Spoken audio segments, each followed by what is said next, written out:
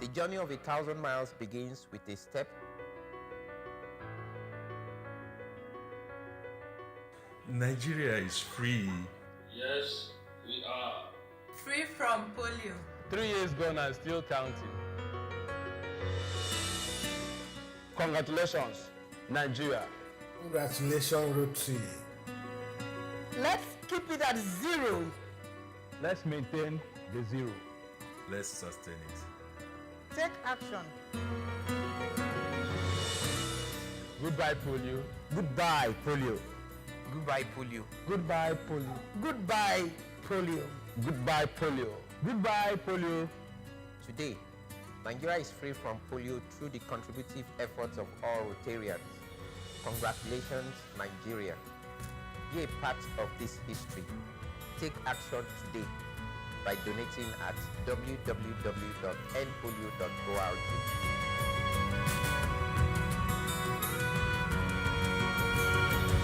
I contracted polio when I was 15 months old in Lagos, Nigeria, and polio is a horrible, terrible disease, and what it does is it causes paralysis.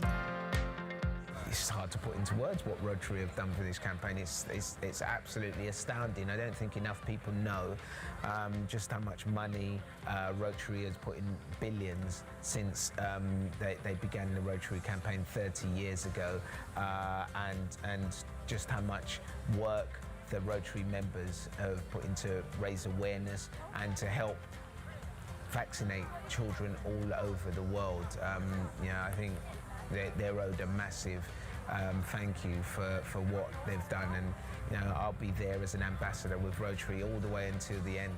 This is a cause really close to my heart. I've been out to India and I've taken part in an immunisation day and seen the dedication that it takes. And if we've managed to get rid of it in a country with over 1 billion people in population and so many young children, it's a message that we can do this globally now. For me, to see a disease like polio eradicated in my lifetime, it will be one of the greatest days of my life, and I think one of the greatest days for the human race.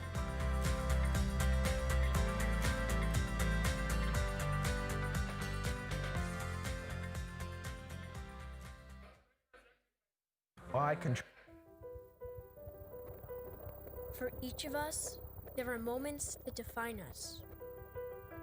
Moments where we fought for what we believed. The moment Berliners have waited 28 years for.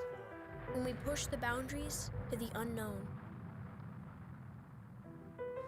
Moments that remind us of a past we cannot accept, and that create within us the desire to take a stand and do something. 30 years ago, polio was claiming the lives of hundreds of thousands of children just like me. There was a vaccine that could help stop it, but it wasn't reaching all of us. Until you decided to step in and do something. You decided to find a way to reach us all, no matter where in the world we might be. It all started with one small project, and 6 million children were saved from polio forever.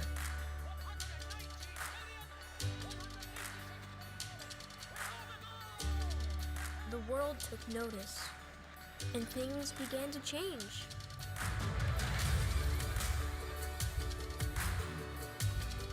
On streets, on trains, planes, boats, and bicycles.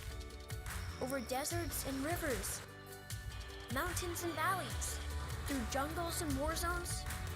You never stopped.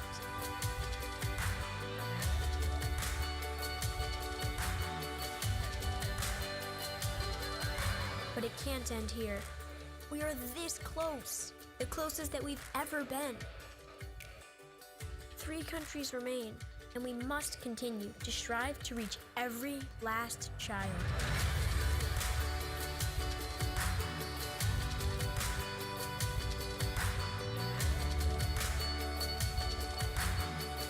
Because every life truly does matter. And together, you have proved that when you put service above self, the world can be a much better place. Since 1985, Rotary has been the foundation on which the polio eradication program is built. Last year, we saw just 37 cases, the lowest number in history. Thanks to your efforts, more than 16 million people are walking today who would otherwise have been paralyzed. Thanks to your vision, humanity is on the verge of one of the greatest public health achievements in history. While our work is not yet done, the remarkable dream that you had 3 decades ago to tackle one of the world's greatest public health challenges, the end of polio, is nearly a reality. Thanks to you, we truly are this close to ending polio. Thanks to you, we are truly this close to ending polio.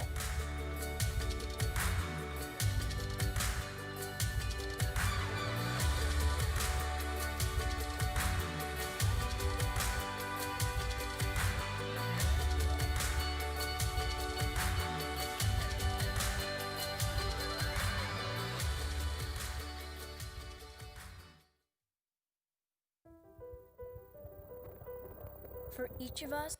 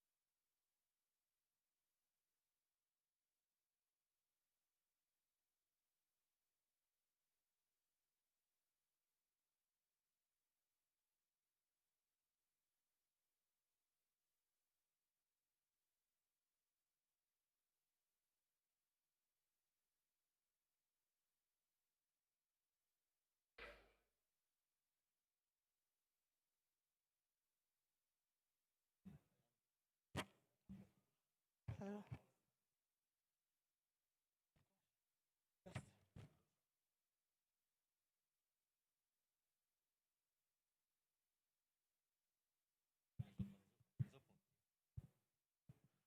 Good afternoon, everyone. Can we all please have our seats? We're about to commence. Let's all have our seats, please. Those at the door, please, could you just come in and have your seats?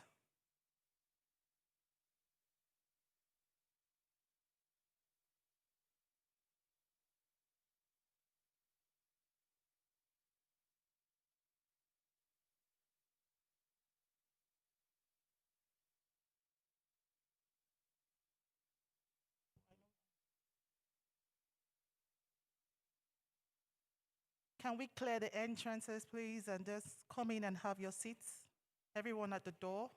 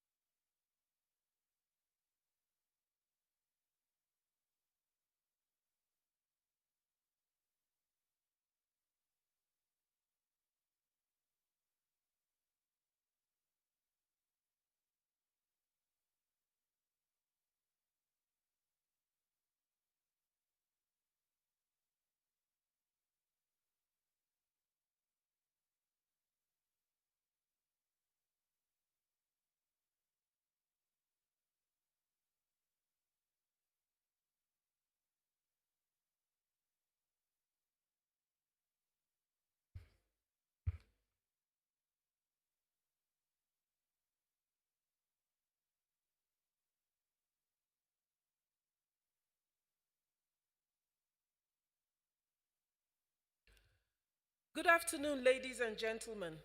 Welcome to the Africa Free Polio Certification Celebration holding in Abuja, Nigeria. I'm Rotarian Sarah Sander, hosting this event with Rotarian Theodore Mayaki.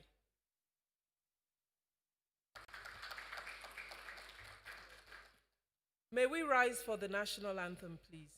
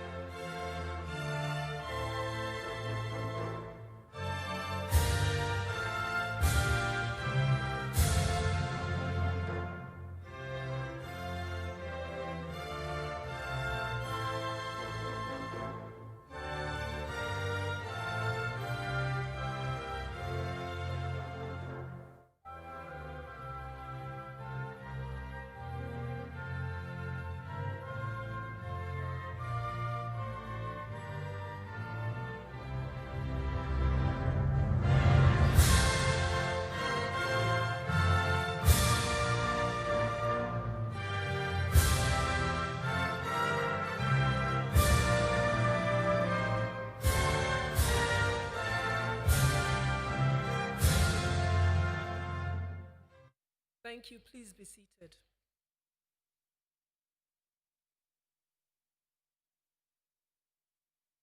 His Excellency President Muhammadu Buhari, GCFR, President of the Federal Republic of Nigeria, represented by the Honorable Minister of Health, Dr. Osage Ehanire, Chairperson of the African Union and President of the Republic of South Africa, His Excellency Cyril Ramaphosa, Rotary International President Holger Knack, the Chairman of Nigeria Governors Forum, Dr. Kayode Fayemi, Governor of Ekiti State, the United States of America Ambassador to Nigeria, Her Excellency Mary Beth Leonard, Head of Mission of the High Commission of South Africa to Nigeria, His Excellency Thami Mseku, the Honorable Minister of Health, Dr. Osage Ehanire, in his own capacity as Minister now, the Executive Director, National Primary Healthcare Development Agency, Dr. Faisal Shuaib, His Eminence Muhammad Saad Abubakar III, Sultan of Sokoto, represented by the Emir of Argungu, Alhaji Samaila Muhammad Mira. His Royal Highness, the Emir of Shonga, former chairman of the National Primary Healthcare Development Agency and chairman of Think Tank for Health Reform Restoration Foundation, Dr. Haliru Yahaya.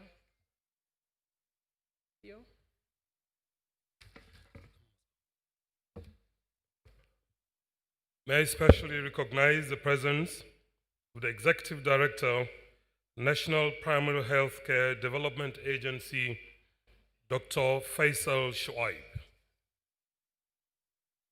The Regional Director, World Health Organization, WHO, Dr. Pascal Nkamda.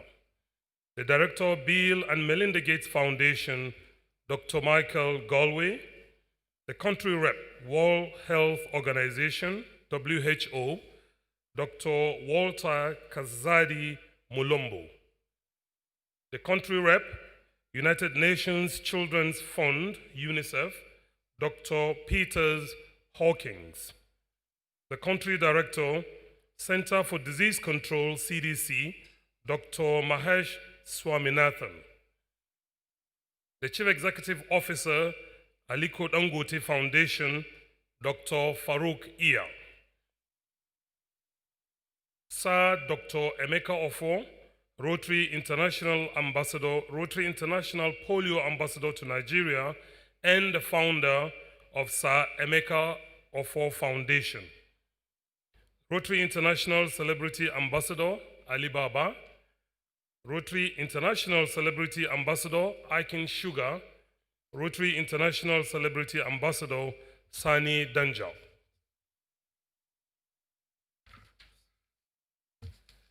For those watching online, you have the option of switching between English and French.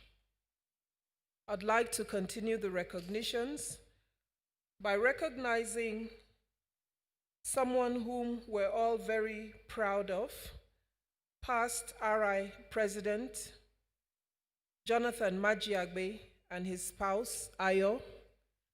Jonathan Majiagbe is the first African to lead Rotary International.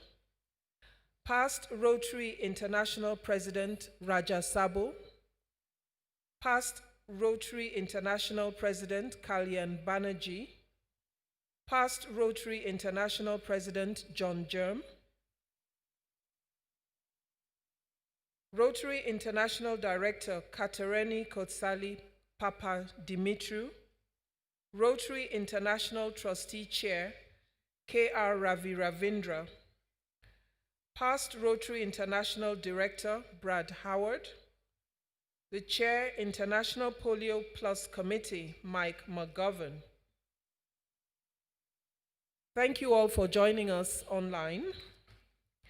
I'd like at this point to invite to the podium the Chair of the National Polio Plus Committee, Dr. Tunji Funsho.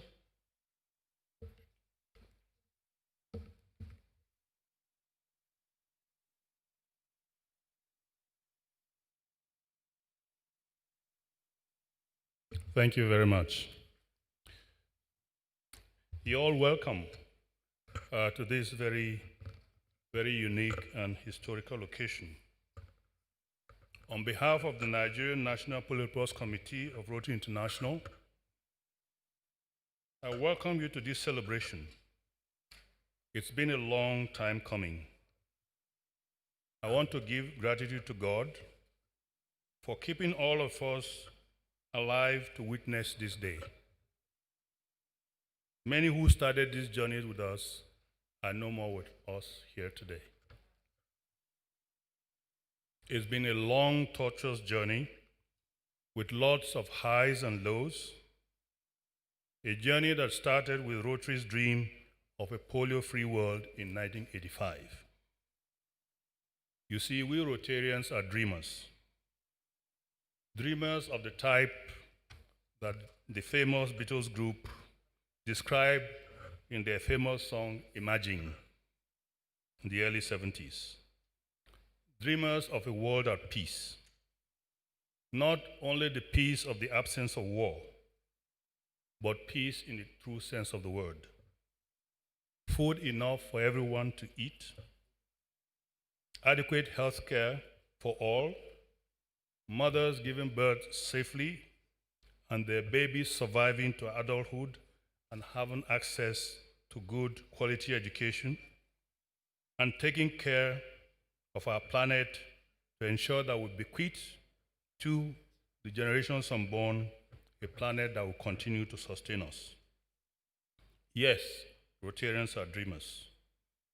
We are the dreamers that sold the idea in 1985 to the World Health Organization, which culminated in the World Health Assembly declaring polio eradication as a top priority for health ministers at the World Health Assembly in 1988. At that time, WHO had calculated that by the year 2000, we should be able to eradicate polio with a budget of $120 million US.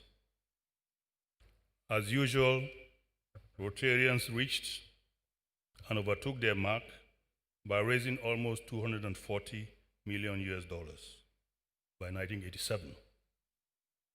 And so the Partnership for Global Polio Eradication, comprising Rotary, WHO, UNICEF, CDC, the Bill and Melinda Gates Foundation, and the Gavi Vaccine Initiative.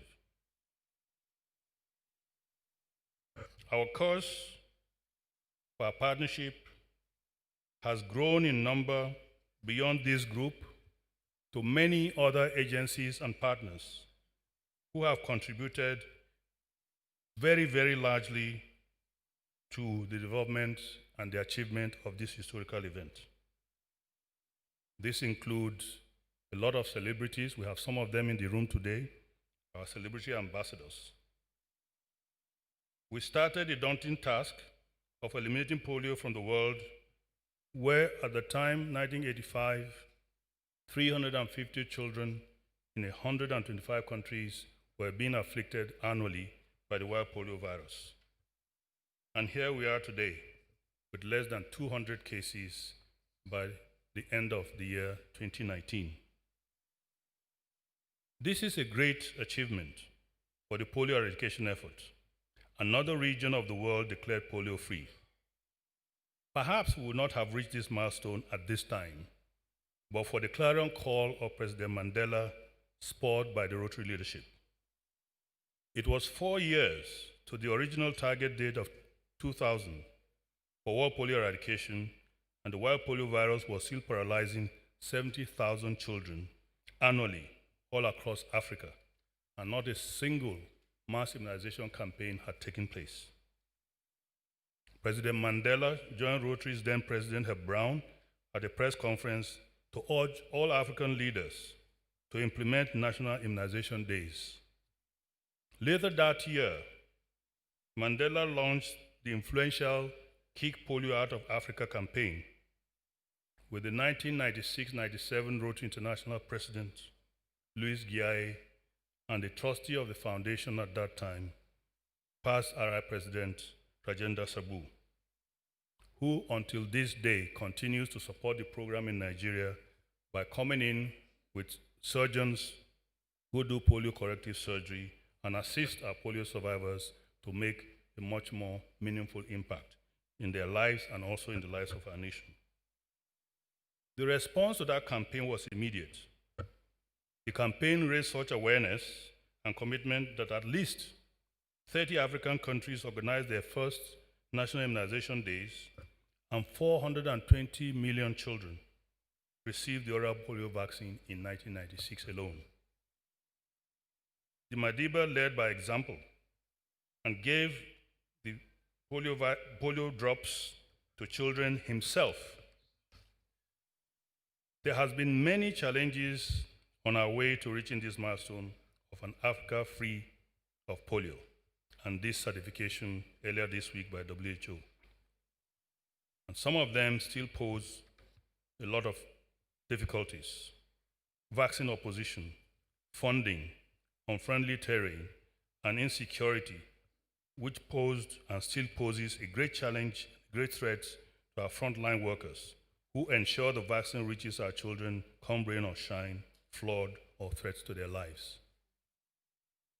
This led to the loss of several lives of our frontline workers who have paid a supreme sacrifice so our children can be saved from the ravages of the wild polio virus. Can we please observe a moment's silence in honor of these our foreign field workers?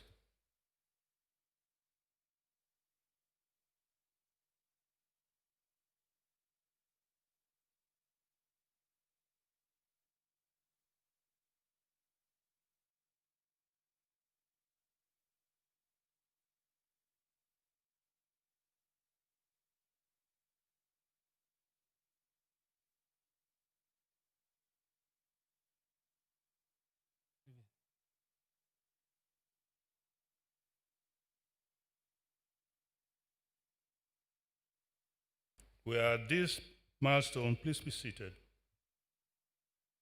We are at this milestone of Africa Polio-Free celebration today because of the dogged commitment of the government of the Federal Republic of Nigeria to polio eradication over the past 2 decades. We appreciate and commend our President, President Muhammadu Buhari, for leading by example and publicly immunizing his grandchild and participating in National Immunization Days, immunizing children. As I always quote, you cannot shave a man's head in his absence. We are grateful, Mr. President. Our traditional and religious leaders have been game changers in ensuring acceptance of the vaccine, and we owe them a debt of gratitude. Our very complementary roles within the partnership, the Nigerian government represented by the National Primary Healthcare Development Agency, World Health Organization, UNICEF, CDC, the Bill and Melinda Gates Foundation, and Gavi, have yielded this very joyful result. We salute you all for your commitment and tenacity. As we bask in the euphoria of this moment, we must keep our commitment to keep polio at zero in Nigeria, with consistent funding, improvement in our routine immunization coverage, and continued advocacy until we achieve our final goal, a world where no child will ever be paralyzed again by the wild polio virus. Thank you all for honoring our invitation. We will now show you an abridged version of a documentary of our polio journey so far in Nigeria. Thank you all very much.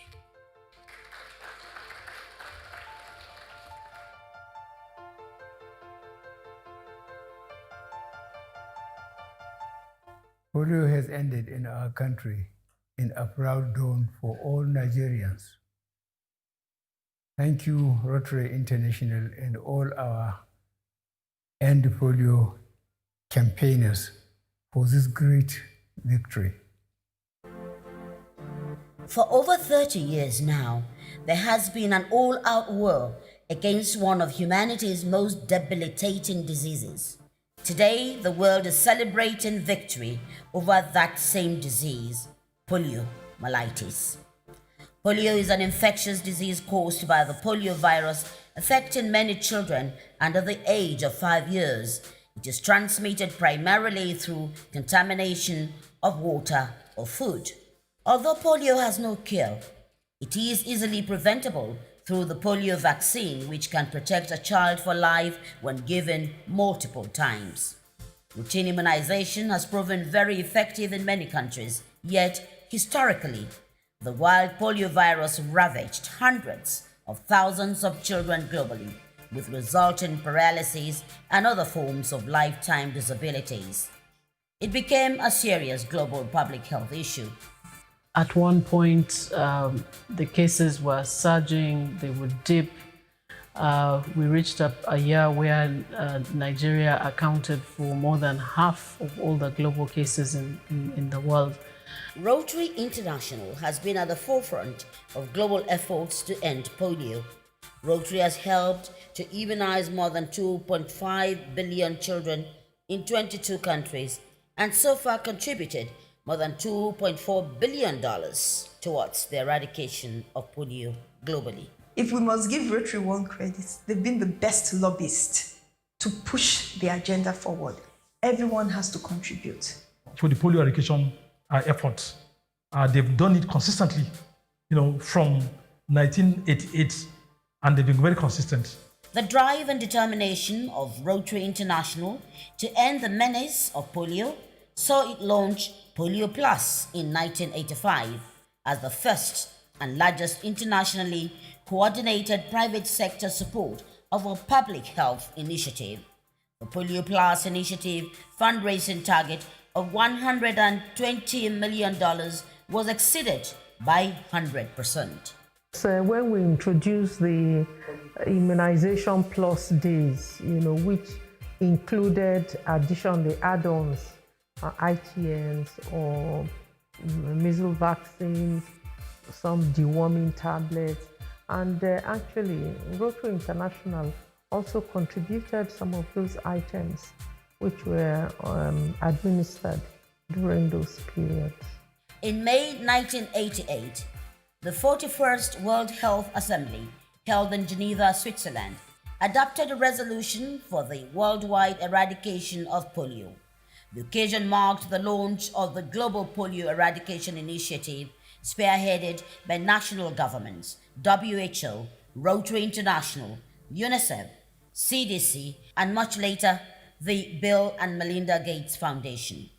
And so when Rotary alerted the world in 1987 that it was possible to eradicate polio the way the world eradicated smallpox, I knew there were some people who were skeptical, some were cynical, some were even sarcastic, but I think immediately the United Nations bought into that vision and they mandated the World Health Organization to act on behalf of the United Nations, along with Rotary and other partners, UNICEF, just name them, World Bank, and so on and so forth. We were able to do it. In 1988, when this initiative was backed, there were 355,000 reported cases in the world. Given the efforts of these four partners, with member countries and some other partners, led to the reduction of the total number of cases from that 355,000 in 1988 to just about, I think, 670 something in 2002. For Africa, Rotary International launched the Kick Polio Out of Africa with pomp by the then South African President Madiba Nelson Mandela, together with the Rotary International President.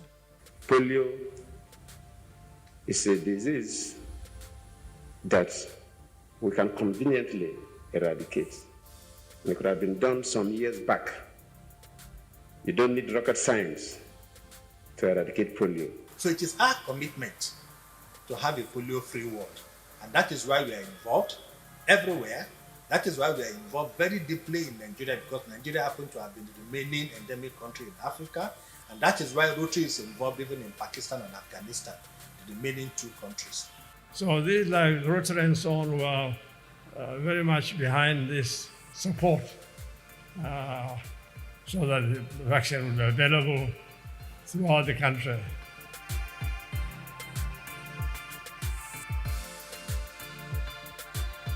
Without partnership, we wouldn't have been able to reach where we are today. We cannot be talking about polio eradication. And when I talk about partnership, it's partnerships at different levels. Partnership between implementing partners, implementing agencies, developing partners in the EOC, partnership between religious leaders, the level of the states, the local government areas and communities has also been very, very important. Rotary International as an organization, and specifically the Nigerian National Polio Plus Committee, has also been in the forefront of that partnership in the area of fundraising, in the area of advocacy, in the area of social mobilization, community mobilization. Rotary is the most important partner in the polio eradication program, and we acknowledge that Rotary, who first, come up with the financial support to start the polio eradication program in 1988. If anything is going to be said about the polio in either in Nigeria or in any part of the world, Rotary should take one of the top positions because they were there from beginning and they are still there supporting. In Nigeria, Rotary's mantra of service to humanity above self has been the hallmark of its campaign for the eradication of polio nationwide. When Christians and Muslims get themselves involved in something of common interest, something that is neither Christian nor Muslim, and they are both equally concerned about it. Take vaccination, polio vaccination. You go to the clinic, there are women there with their children. Nobody is going to say, where are the Muslim children? Where are the Christian children? Every child needs vaccination. And the fact that Christian and Muslim women, as mothers, find themselves together in the same clinic, they are already together. And that already promotes the kind of relationship we are talking about. Most especially, it's passionate when you are given to Rotary.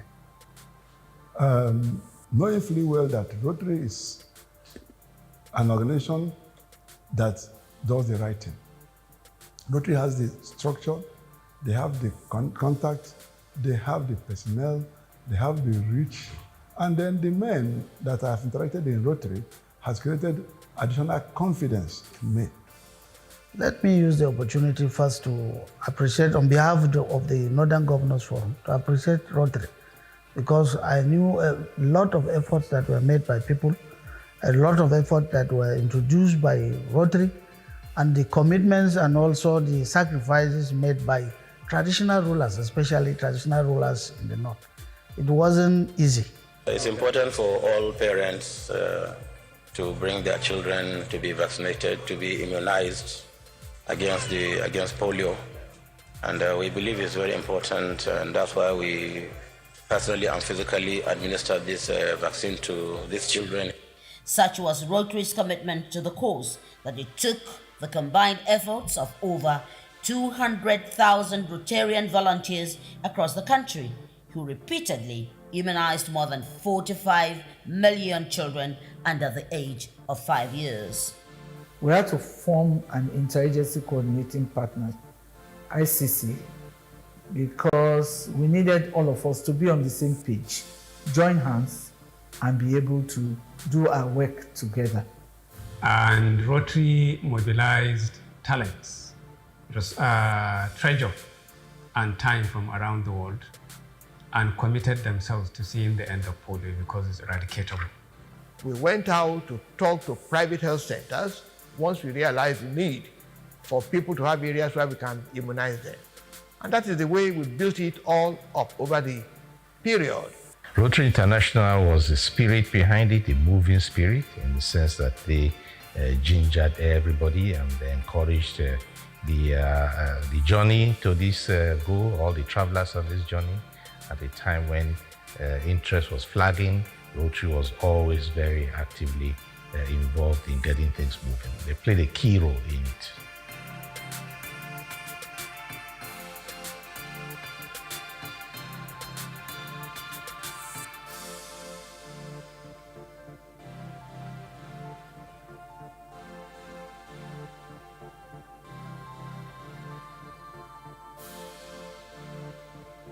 So as we celebrate Nigeria being polio-free, I hope we also don't forget many Nigerians who worked extremely hard with all they have and are not here with us to bear witness to this achievement that we have made. Just on the top of my head, I remember the late President Yar'Adua, who promised the world in August 2008 that he will do whatever is humanly possible to ensure that polio is out of Nigeria, that we kick polio out. My plea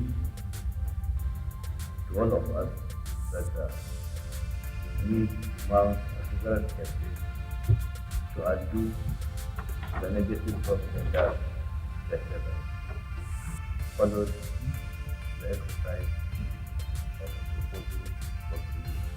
I want to use this opportunity to reiterate that we believe in the cost effectiveness of immunization as a strategy to reducing disease burden and urge all parents, caregivers, traditional, religious, community leaders, and NGOs to promote immunization as a child's right. Today, Nigeria, a country which according to WHO accounted for more than half of the global polio burden by 2012, has achieved the much sought after milestone in the fight against polio. So Nigerians are passionate people. That's what I think is responsible.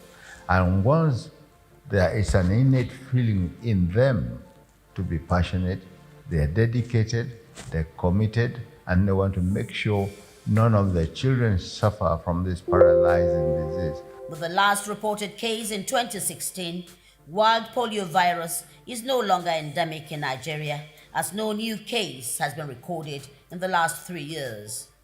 Rotary was with us. They provided technical, moral support, and they kept us going. So Rotary has been a major and active player on the scene. The World Health Organization has therefore removed Nigeria from the list of polio endemic countries, following the report of the African Regional Certificate of Commission. It is one moment where we have to appreciate the ordinary Nigerian for really supporting the polio eradication effort to finish the job of polio eradication, to appreciate the frontline workers, the vaccinators who went from house to house to provide the oral polio vaccine to householders. As Rotary International Nigeria rolls out the drum to celebrate the milestone of ending polio in Nigeria, should stakeholders be complacent? Dr. Tunji Funshaw is the chairman and the last leg runner in the last race to end the polio challenge. We used to sleep with both eyes open. Now I think we can sleep with one eye closed and keep the other eye on any possibility of the wild polio virus coming in through the back door. A Rotary polio ambassador, music entertainer Aki Sugar, believes that there is more work ahead. I believe there should be something in the offering to support people who have been afflicted, and I've started looking closely at what we can do collectively to help those who have survived polio. The eradication of polio in Nigeria is a significant milestone, considering the challenges facing the country. I remember discussing with Dr. Faiza. He now asked if it's possible to set up a polio squad, which I did, set up a team of polio squad whose main task was to clear those villages of Boko Haram, secure the villages, and get the children and the families within those communities organized so that the polio team can visit and then vaccinate those children. We were superstitious about this. We believe, well, it's either witchcraft or sorcery that is bringing this about. And when,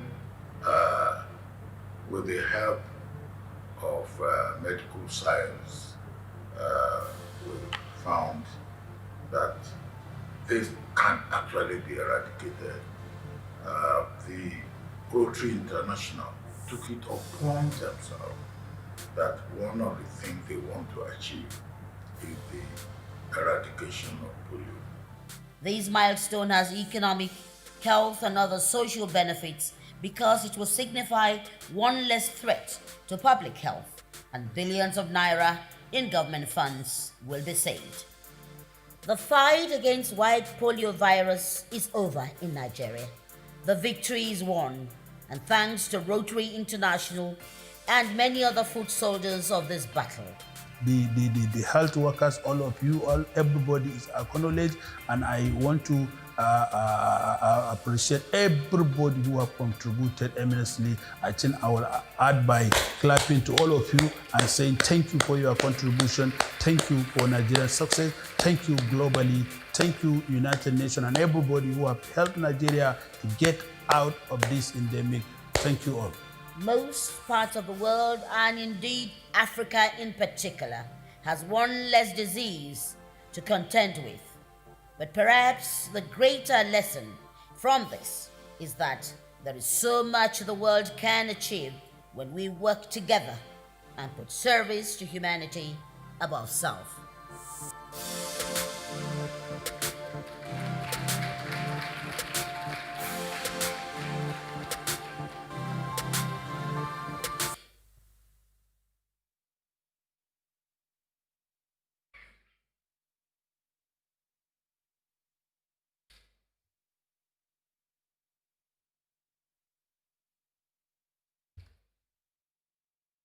Your Excellencies, distinguished guests, ladies and gentlemen, may I warmly welcome the chairman of the Nigerian Governors Forum, Dr. Kayode Fayemi, the executive governor of Ekiti State, to today's event. Please a round of applause. May I also quickly take once more the CEO of Aliko Dangote Foundation, who was earlier introduced in error. She is Dr. Zuera Yusuf, who is here with us. Please a round of applause. May I take a quick recognition of our Rotary leaders in the house?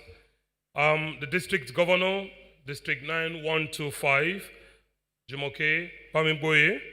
The District Governor, District 9110, Bola Oyebode. The District Governor, District 9141, Virginia Major. The District Governor, District 9142, Ndukwe Chukwu. The End Polio Now Coordinator, Iponwonsa Ogemudia. All past district governors, all district governors-elect, all district governors nominee, the district representatives of District 9110, 9125, 9141, and 9142.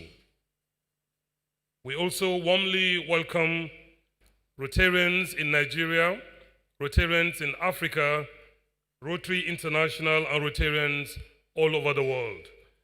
We welcome all our guests, members of the press, distinguished ladies and gentlemen.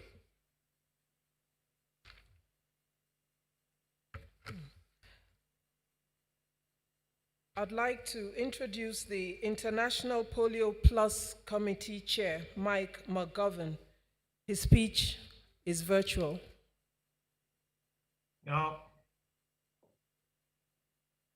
Yes, good morning, everyone. Good afternoon, good evening. It's wonderful to be with you all today. You know, today we mark a great victory. It's a victory for the governments. It's a victory for Rotary.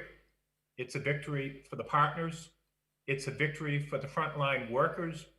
And it's really a victory for all who have been involved in the eradication of polio in Africa. But as Dr. Bob Scott, who was my predecessor as the chair of the International Polio Plus Committee, would always remind us that most of all, this is a victory for the children of the world, and particularly today, for the children of Africa. That is what this is all about. You know, we're very happy to see everyone recognized for this great achievement, but this achievement is for those children, born and not yet born. This is the legacy we leave them. This is the legacy for them. So just this past week, 47 countries have been certified as free of the wild polio virus. This is 24% of the nations of the world. There's no more wild polio virus in South Africa, in South Sudan, in Ethiopia, in Kenya, in Uganda, in Cote d'Ivoire, in the Democratic Republic of the Congo, in Angola, Mozambique, Cameroon, Nigeria, and so many other countries that I probably might mispronounce, but it's truly a victory for all 47 countries and for the children in those countries. So you might ask, what next? What are we doing from this point on of this celebration? What lies ahead is that we need to continue to immunize 400 million children around the world a year.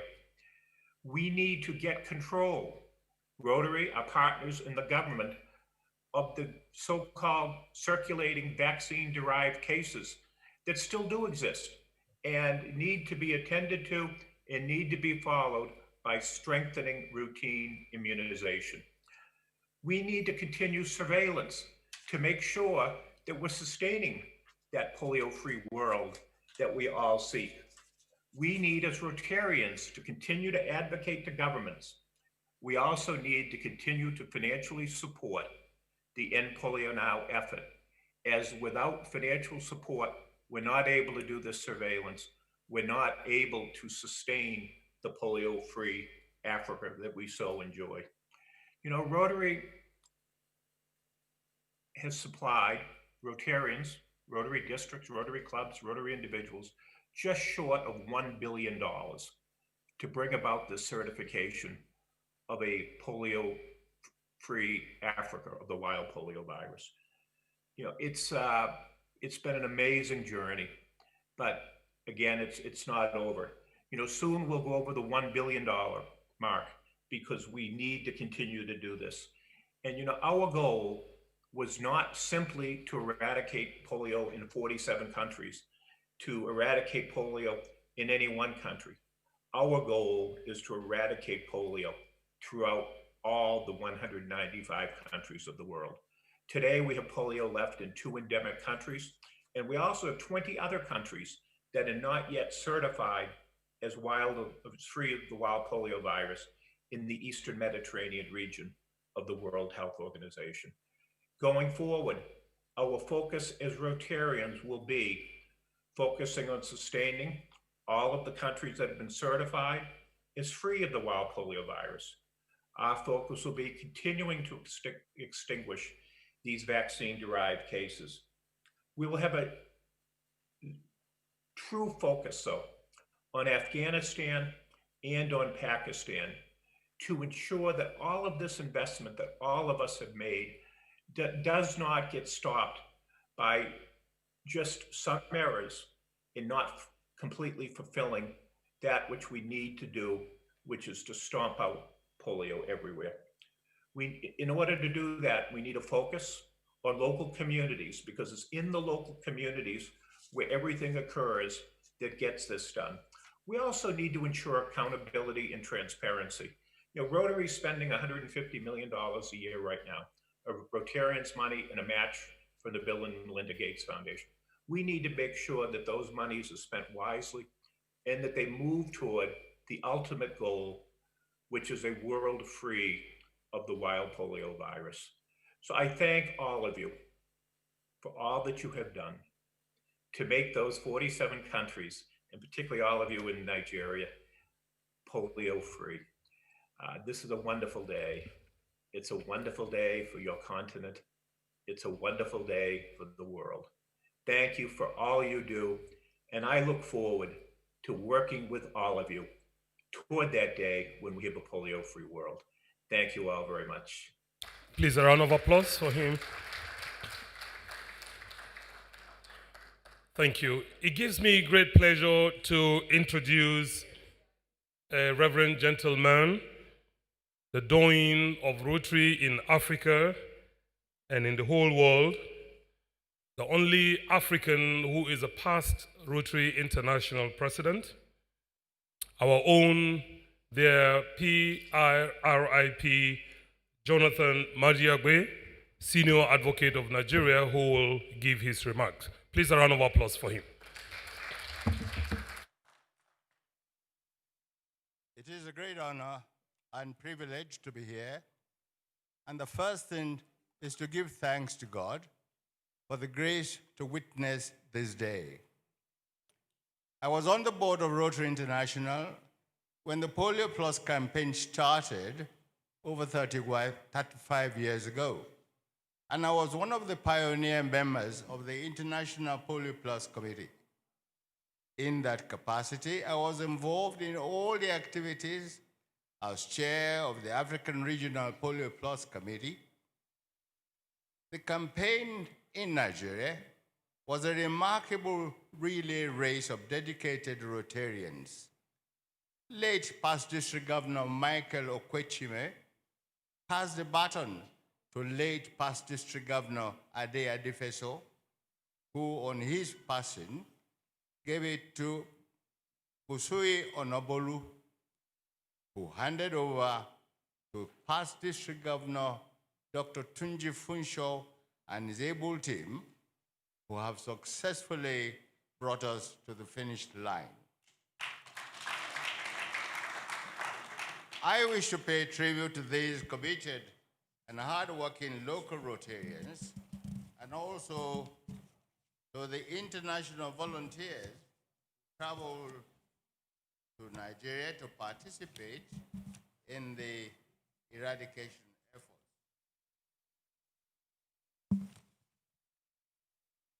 I wish to pay my respect also to our past presidents, Raja Sabu and Kalyan Banerjee, and not to forget past President Wilkinson, who also energized us. The journey to the destination which we are celebrating today has not been free of challenges. I had my own embarrassment and unpleasant experience in 2004. It should be recalled that I was elected when I was practicing in Kano. Kano was my base, and it was in Kano that polio eradication, polio immunization stopped. And it took a lot of the combined efforts of all the partners, the clerics, traditional rulers, and the government of Nigeria to put us back on track. All the partners and the government of Nigeria deserve our commendation and appreciation for staying the course. We did not give up, and here we are today. I trust that we will jealously guard our victory over poliomyelitis and not allow it to return to our country. We do this by strengthening our routine immunization and our surveillance efforts.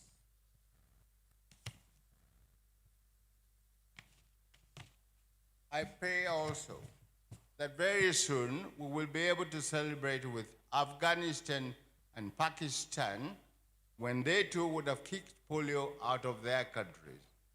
And we would then have kept our promise of a polio-free planet to the children of the world. I have been there from the beginning, and I'm glad I'm witnessing the end. I feel extremely proud and happy that during my lifetime, we've come to today's event. We have kicked polio out of Africa. And I congratulate everyone who has lent a hand. Thank you.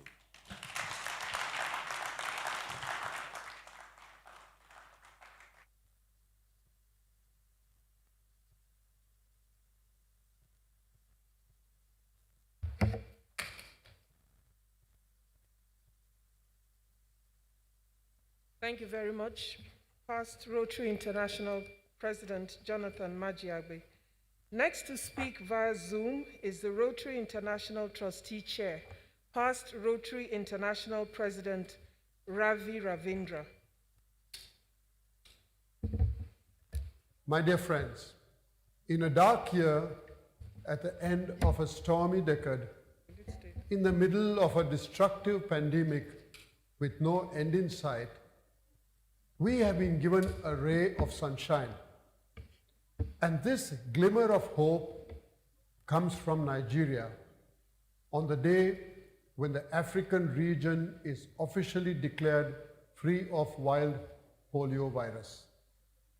When Rotary embarked on its journey to end polio 41 years ago, in a muddy schoolyard in Makati, Manila, in the Philippines, we didn't know that it would take this long to get the better of a disease for which we already had a safe and effective vaccine. But we did know that eradication meant more than just determination. We knew that we could never attempt this alone. So we joined up with our formidable partners in the Global Polio Eradication Initiative, with UNICEF, with the WHO, with the US Centers for Disease Control, with the Bill and Melinda Gates Foundation, and Gavi, the Vaccine Alliance, of course, joining later. We knew that eradication would require dedication. And so this day, my friends, is really a tribute to the health workers, mainly women, who travel by car, by rail, by boat, by foot, by any means, to reach children from Abuja to Maiduguri, from Ethiopia to Côte d'Ivoire, from Democratic Republic of Congo to Ghana, all with a polio vaccine. This day is a tribute to those who found a way to reach children in dangerous regions, to the scientists who led surveillance activities, and to the leadership of all 47 countries in the African region.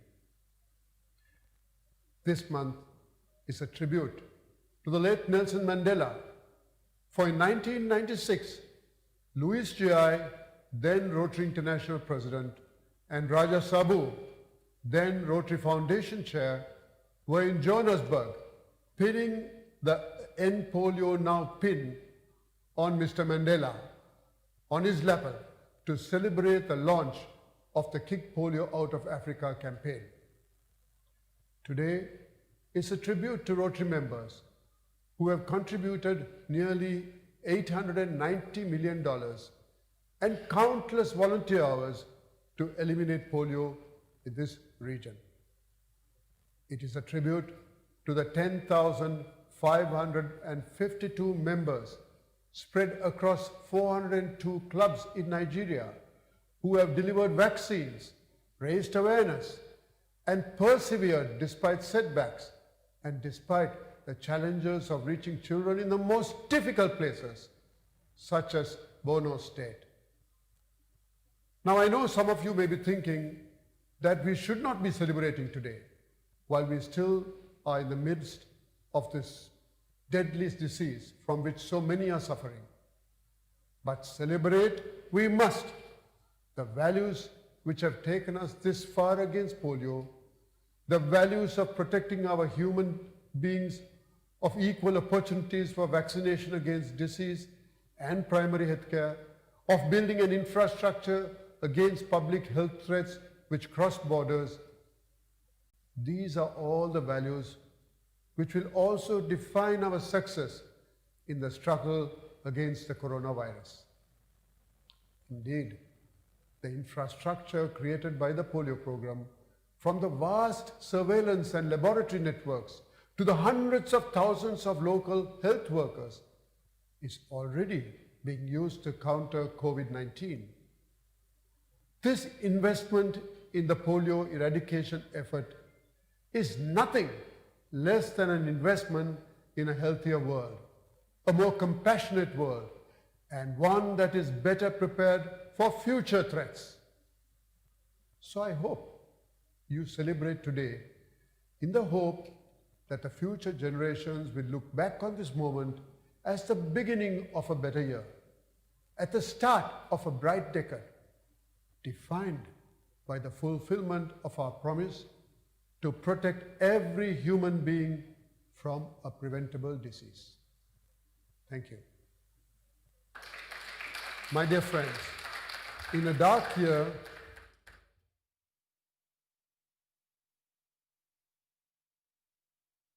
thank you. We will take yet another remark, a very important one.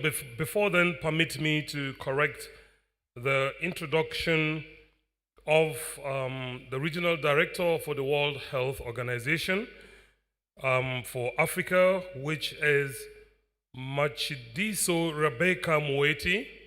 She's here represented by Dr. Pascal Nkamda, who is a Global Polio Eradication Coordinator for Africa. So you're most welcome. It is my pleasure to welcome via Zoom the Rotary International President, who is going to give us a short remark. Join me in welcoming RI President Holger Nack. Thank you very much, Tunji. So it's my great pleasure to speak to you today on this very hopeful occasion. I want to recognize all of the national Polio Plus committees and Rotarians across the region for their tireless work to arrive at this historic moment. And in particular, I want to thank the Nigeria National Polio Plus Committee for bringing the African region over the finish line and for hosting this event. It has been 4 years since the last case of wild polio virus was recorded in the African region, in the northeastern state of Borno, Nigeria. And we have reached this milestone because so many people have made a dedicated effort to protect children from being paralyzed by the wild polio virus. Because of this, 90% of the world's population now lives in regions that have been certified wild polio free. Rotarians across the continent took up this challenge over 20 years ago and have given their hearts and souls to reach every child with a polio vaccine. They have been fully invested in this outcome we now celebrate. And I'm so proud of my fellow Rotarians here in Africa and beyond, who have worked both locally and traveled internationally to ensure children receive their 2 drops of polio vaccine. And I'm also proud of the significant investment of $890 million that Rotary and its members have invested in order to eliminate polio in the African region.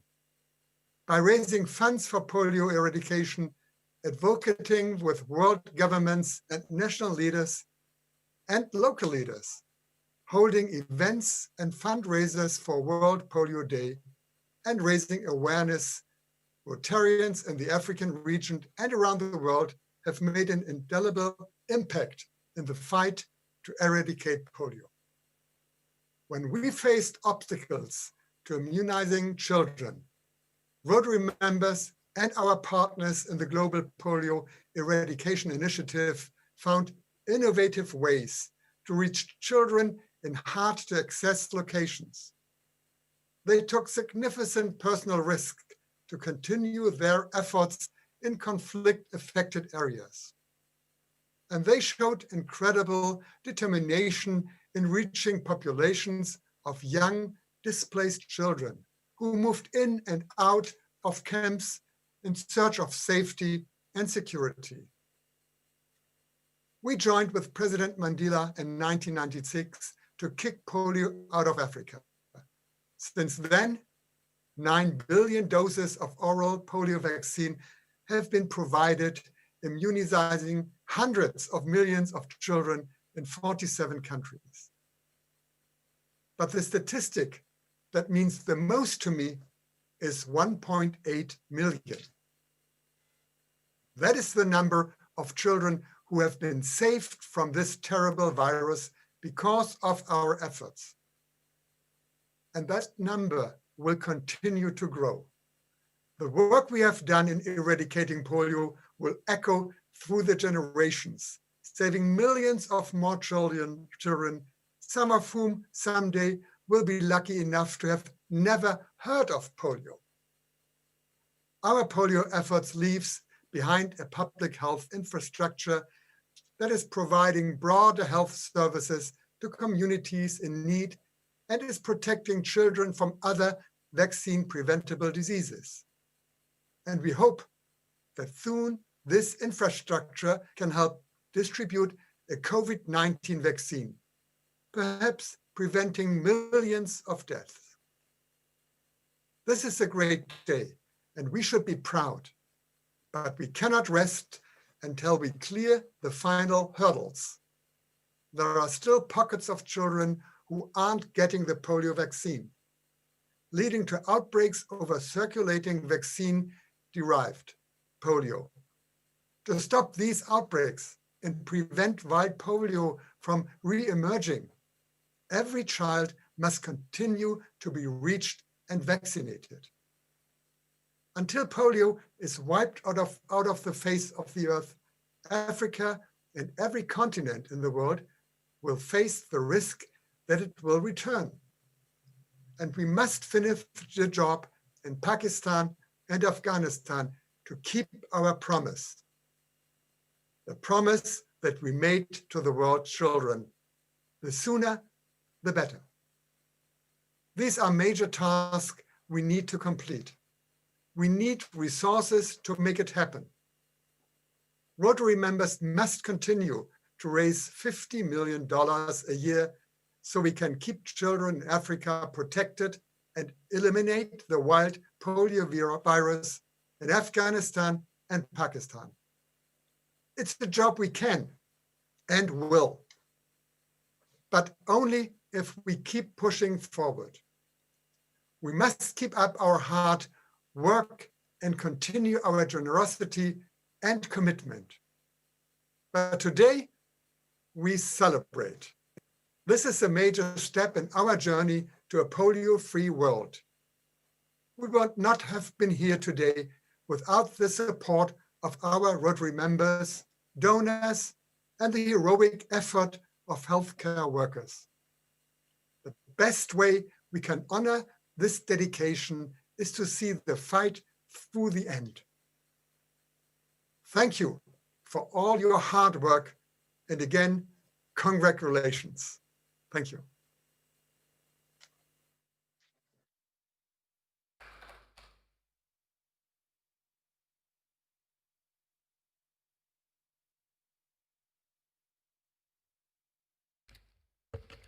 Thank you very much. I would also like to recognize past International Polio Plus Committee Chair, Bob Scott, for also joining us online. But here in the physical, I'd like to recognize the presence of past Rotary International Vice President, Yinka Babalola. I'd also like to recognize the presence in our midst of the lady who put together the documentary we watched earlier, Chief Mrs. Moji Makonjola, MFR. Moving on, I'd like to invite the chairman of the Nigeria Governors Forum, Dr. Kayode Fayemi, to address this gathering, please.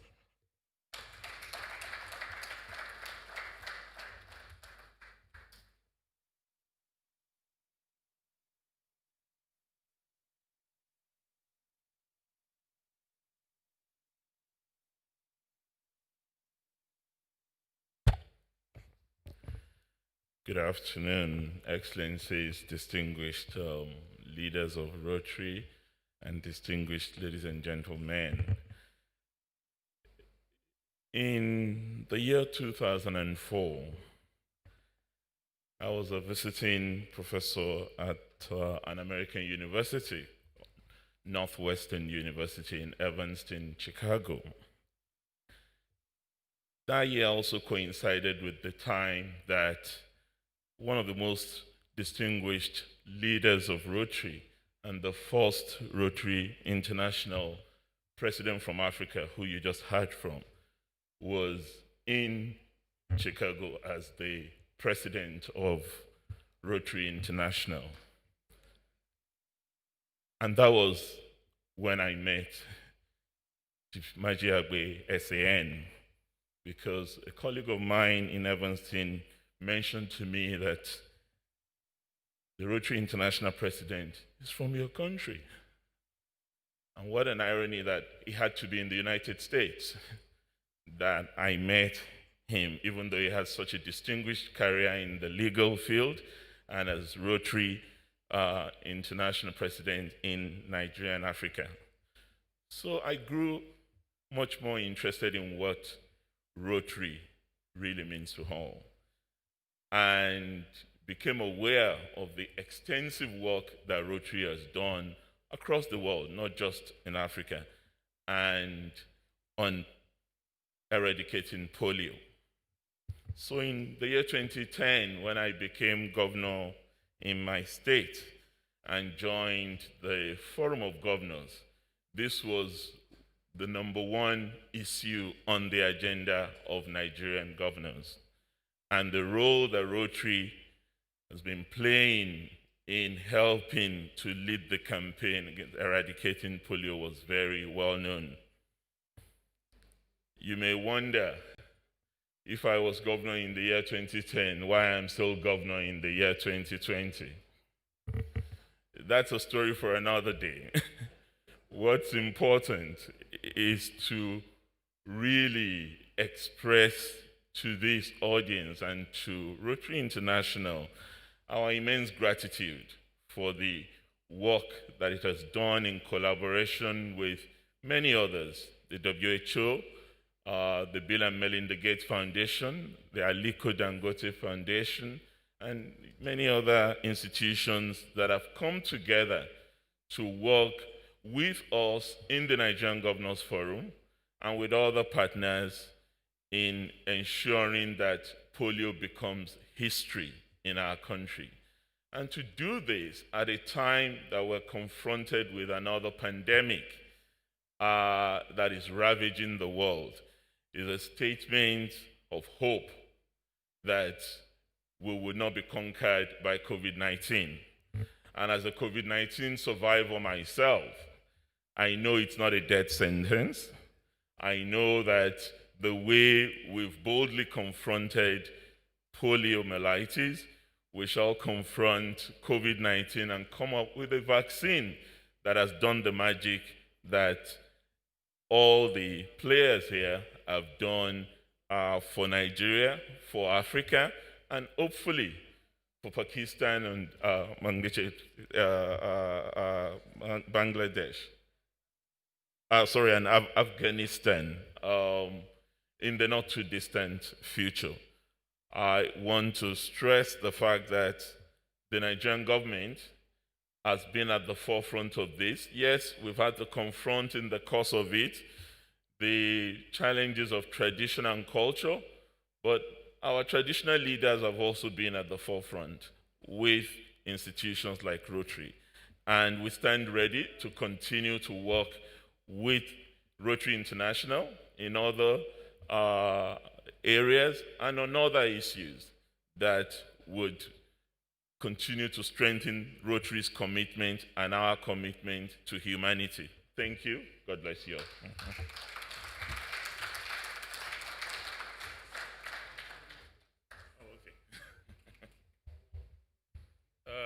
As we have mentioned during the course of this afternoon, the government at every level was very critical to ensuring the success that we have achieved. And the Nigerian Governors Forum have been a very easy and quick way to access all the 36 governors in this country. And they all have pitched in to ensure that we got to where we got in today.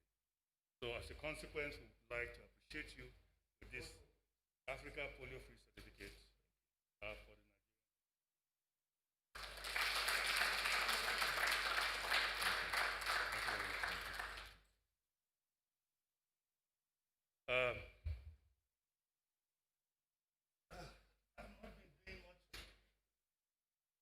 pump-up work in recent times.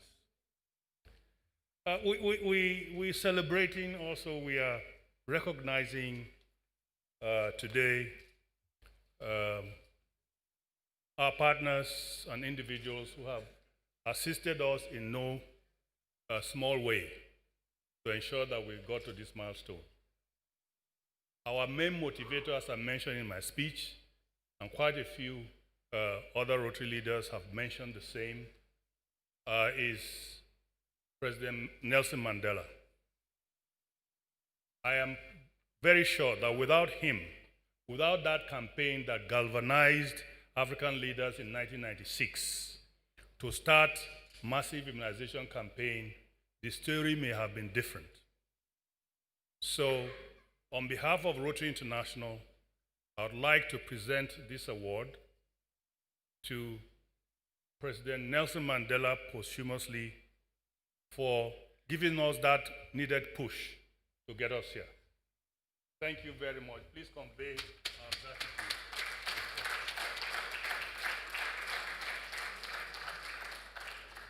Thank you very much.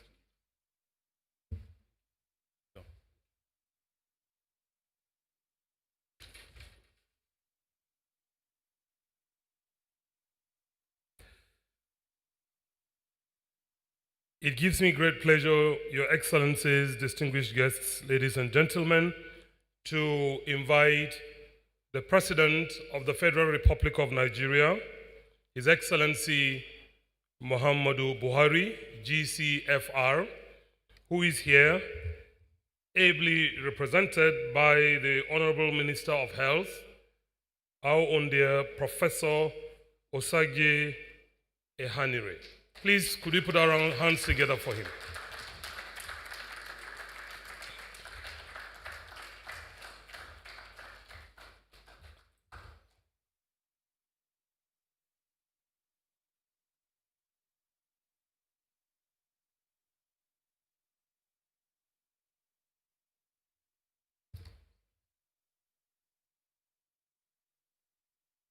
Good afternoon, everybody.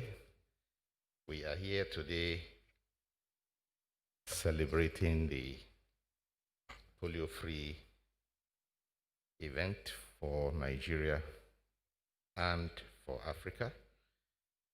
And therefore, I shall start by recognizing His Excellency, the President of the Republic of South Africa, Mr. Ramaphosa, who is chair of the African Union at the moment, Your Excellency, the Executive Governor of Ekiti State and Chairman of the Nigerian Governors Forum,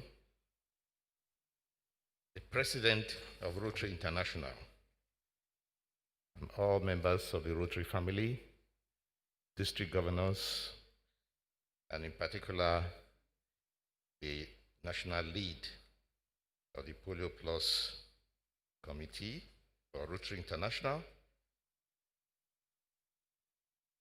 Your Excellency, the High Commissioner for South Africa to Nigeria, Your Excellency, the U.S. Ambassador to Nigeria, Royal Highnesses, especially His Eminence the Sultan of Sokoto, our partner, the Executive Director of National Primary Healthcare Development Agency, all past ministers of health, and all past executive directors of the National Primary Healthcare Development Agency,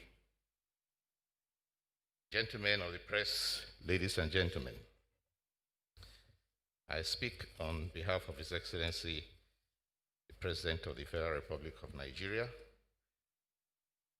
President Muhammadu Buhari, and also in my capacity as the Minister of Health of the Federal Republic of Nigeria.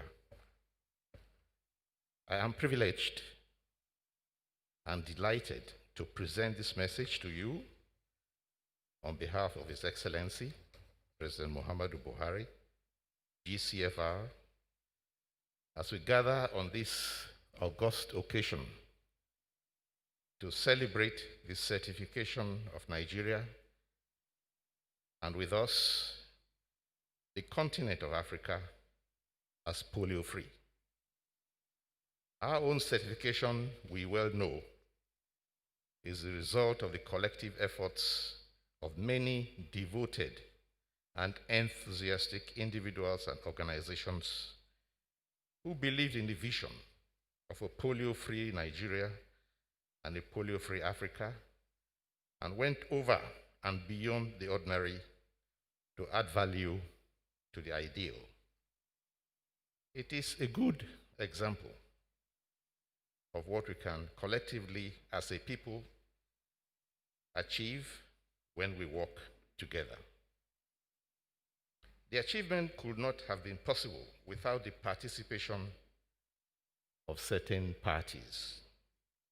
Our development partners, particularly the World Health Organization and UNICEF, who mostly brought the technical support and guidance, the various sponsors and donors who brought financial support, traditional rulers, religious and community leaders who brought the moral and social and community support. The Nigerian Army that provided the security and partnership to complete this work in the restive area and last refuge of polio in Nigeria in Borno State. The Rotary International, the moving spirit behind it all. And last but not the least, the partners like the implementers, like the National Primary Healthcare Development Agency, who helped to set the goals and direct the course. There are, of course, the thousands of National Primary Healthcare Development Agency frontline workers, particularly the 67 who have been mentioned, who paid with their lives to get us to where we are. They were all the foot soldiers and the heroes of this project. I must commend the Global Polio Eradication Initiative, GPEI, the global conglomerate of which Rotary International is a key member, for generating and driving the process that took Nigeria to this desired destination. As we celebrate today, we realize that we cannot be truly free of the polio virus when it is still being transmitted in Pakistan and Afghanistan, and as the circulating vaccine-derived polio virus still lurks around parts of Africa. Not to put these precious gains we have made at risk, we must not rest on our oars. We cannot afford to. I use this opportunity, therefore, to urge the Global Polio Eradication Initiative not to relent until the entire world is rid of the virus. We in Nigeria shall channel our energy towards maintaining our hard-earned status by strengthening our primary health care system and the inbuilt routine immunization strategy using various data and technology-driven tools. Having kicked polio out of Nigeria, we must now keep polio out of Nigeria. We shall also deploy the valuable material and human resource for health assets that have been built up over the decades of fighting polio towards the goal of supporting the prevention of other disease patterns and strengthening our health system, as we are currently doing with the COVID-19 pandemic response. Ladies and gentlemen, this is indeed a time for celebration, and I share wholeheartedly in the spirit. It is an important milestone that we have achieved, and if belatedly, I thank you all for putting this event together. On behalf of the people of Nigeria, I thank Rotary International again, the maker of our foundation, our development partners, other UN agencies I have not mentioned, Dangote Foundation, the Gavi, BMGF, Nigerian Army, and all the driving forces behind the Global Polio Eradication Initiative for staying the course with us to this day. Thank you all for your attention.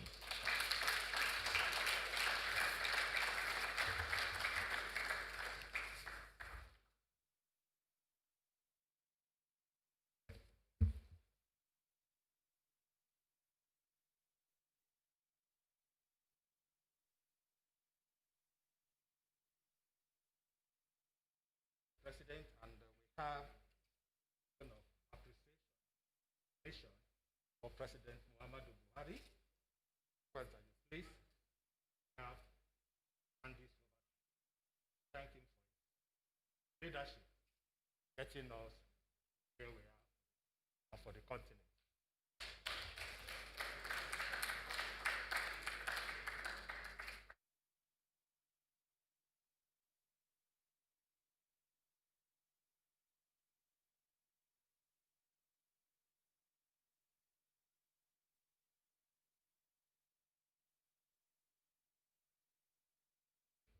You see, this thing is very heavy. I'm sure he's been doing some pumping work so he can carry this, with much ease.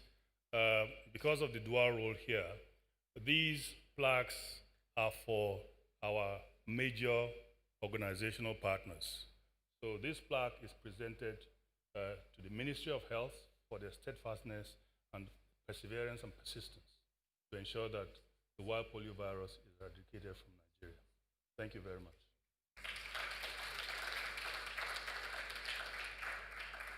We also have a certificate of recognition for you, Honorable Minister, your capacity as the Minister for Health, who has steadfastly remained with us in this program, encouraged us, and provide all the necessary support that is required. So we thank you as Professor Osagie Ohanire, Federal Minister of Health.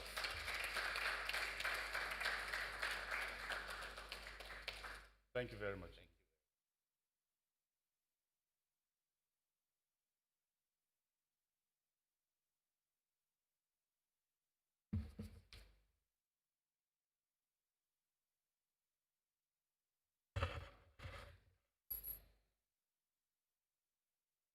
Thank you very much. As we move on now, I'd like to welcome one of our Rotary celebrity ambassadors, Ali Baba. Put your hands together for him, please.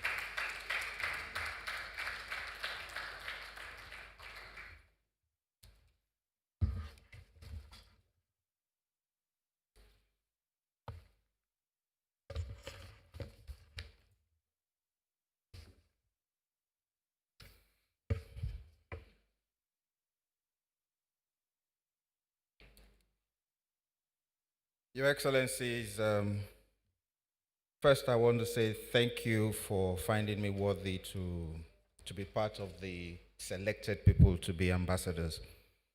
I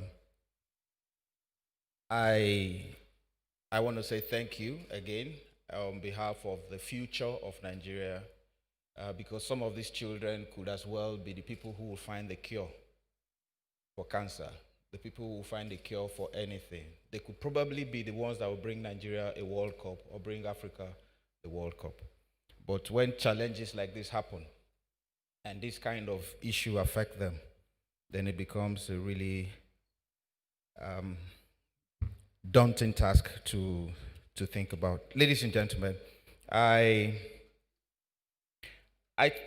come into this hall and think about collaborations, international collaborations, and one of such was when the Indian High Commissioner during the days of Obasanjo and Atiku was the Vice President.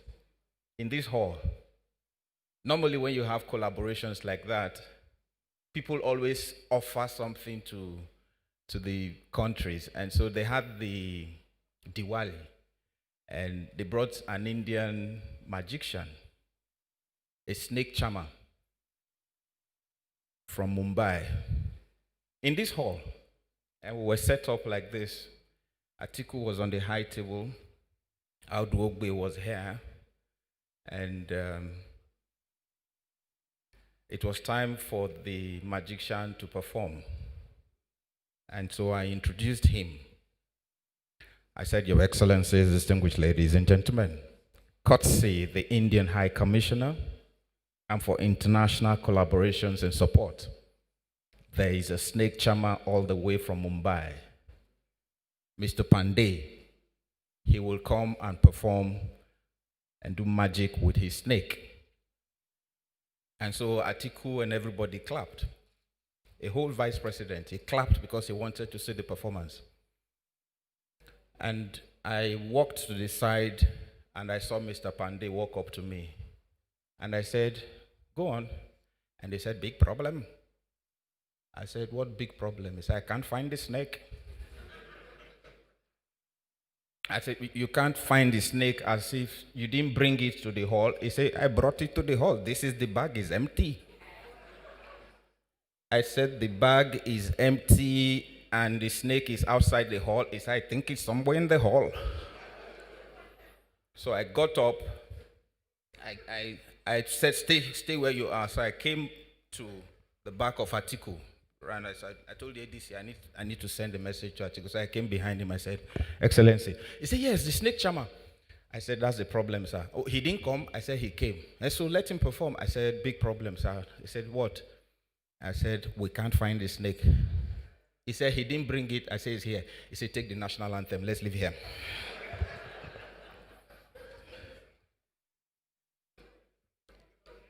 Now, if you think back, when I started my career as Alibaba, people were saying, What's your real name? Why don't you use your real name to perform? If you watch the video, one of the messages that the Rotary International president said was that he couldn't pronounce some of the names because African names can really be, some of the names sound like tropical diseases. It's our names, but sometimes we ignore them. You know, and when you're in school, the names you bear determine whether the teacher gets interested in asking you questions. So the teacher comes to class. What is the year the French Revolution started? Fire me.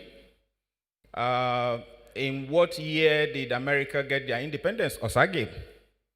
How many countries have Columbine? Akbo. Fire me, help us out. They always leave me because of my name. My surname is, I have this surname, it's Akborobo Memerere. That's the first half. I met, when I started performing like 32 years ago, I did an award for Andrew David's award. And when I got into the hall, and Andrew Young came in, and he was very impressed with my performance. And he came, he said, That was a beautiful performance. What's your name? I said, Akborobo Memerere. He said, Can I call you John? There were many times that I traveled with the president at the time, Obasanjo, and normally when we travel, they collect all our passports and walk through immigrations to get all of them in. And then when they come back, as the president leaves, they begin to call out names. So you hear Audu Ogbe, Theophilus Danjuma, yeah, your passport. I always know when they get to my passport. Because they get to the passport, I'll get back to this. I always knew that was my passport. And then when they're done, the man goes, Who amongst you doesn't have a passport yet? I said, I've not heard mine. He said, So here, please. It's the name has gotten me out of trouble many times, and there's so many times, but it's been a beautiful career for me. As a comedian, so many things that I never would have earned if it were not for the comedy that I did. But the biggest problem that I had was that my children did not think that I had a job. My children would be filling their forms, and they would not write comedian, they would write entertainer. And I said, Why? They said, Daddy, you don't have a job. And I said, But I'm a comedian. So one time we were supposed to go on holidays. And One of them was rude. And he said, Daddy, because they were on midterm and he saw me all the time. And he said, so this is how you just sit at home. You don't go anywhere. Then some evening you just wear your suit and you just go out. I said, I go to work. He said, what kind of work? You don't have a job. I said, for that, you guys are not traveling. And he said, as if you are the one that will pay. And it also happened in Paris. So my wife wanted to get into this high street shop. She walked into the shop and she was picking this and picking that and picking this and picking that. And she was picking sketch suits, trousers to pantsuits. And so the woman that was selling to her was like, and every time I travel with my big cameras because I like taking pictures. And the woman looked at my wife and said, you're picking some really very expensive suits. What do you do? My wife said, I'm a banker. Oh, wonderful. And your husband? That he's a comedian. She said, oh, sorry. My wife was like, and this has happened several times. So when I talked to my wife was like, it's okay. They don't know how much you make, so it's okay. So when it was time to pay, my wife now said, okay, so calculate everything. She said, yes, but you need a discount. So she called somebody from the loft who was like the boss and said, bien sûr, so the guy came. And they calculated everything, and she introduced us to the boss. She said, this is a customer from Africa, and she's a banker, and she's a big banker. And that's the husband. He does nothing. Ladies and gentlemen, being a comedian has been wonderful, and most times I see royal fathers, and I'm mentioning royal fathers now. If the camera can catch this royal father, please catch this royal father. Royal father. You see these royal fathers? We respect our royal fathers, and I always thought these royal fathers had superpowers too.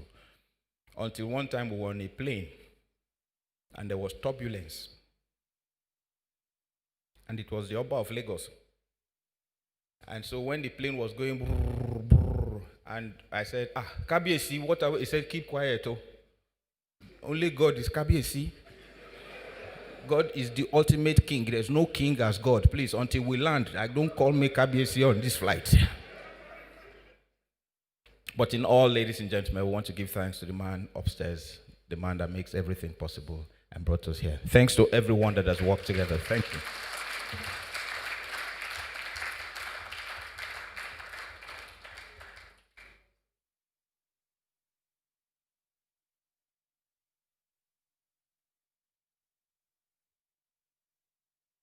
Thank you so very much. Ali Baba, I would call Ali Baba, I won't call the other one. So, may I warmly welcome you to the second plenary because of time, so that we can quickly take remarks from our Global Polio Eradication Initiative partners.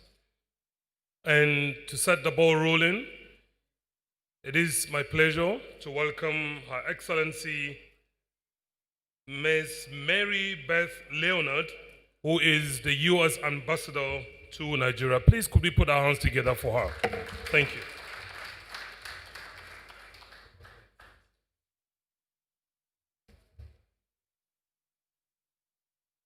Thank you, and good afternoon. His Excellency Muhammadu Buhari, President of the Federal Republic of Nigeria, represented by the Minister of Health.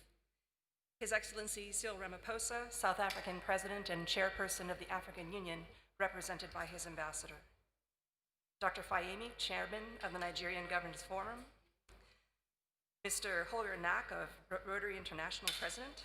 Mr. John Majiyagbe, past Rotary International President. My goodness, how many people have we heard recognized here today? And while it is fashionable in Nigeria to say all protocols observed, instead I would invite you to reflect a little bit about who is represented in this room and in our online participants. Government of Nigeria officials, Nigerian citizens, my bilateral and international organization diplomatic colleagues, International Polio Plus Committee, Rotary International, traditional leaders, my American colleagues, and once again, Rotarians, I think, deserve a nod. This is the formidable team. This is the formidable team that has accomplished the incredible result that we are here to celebrate today. And so, on behalf of the entire United States mission to Nigeria, it is my absolute delight to join you today to celebrate the certification of Nigeria as a wild poliovirus-free country, and therefore of Africa as a wild polio-free continent. This momentous occasion comes after 4 years of no reported wild poliovirus cases in the country, and after an in-depth review, many of us here virtually attended the acceptance of the certification documentation earlier this week. No country could have achieved this great feat without the support of its partners, and we at the U.S. Mission are so proud of our partnership with Nigeria. I would like to recognize the role of the U.S. Centers for Disease Control and Prevention and the United States Agency for International Development in the fight against poliovirus here in Nigeria.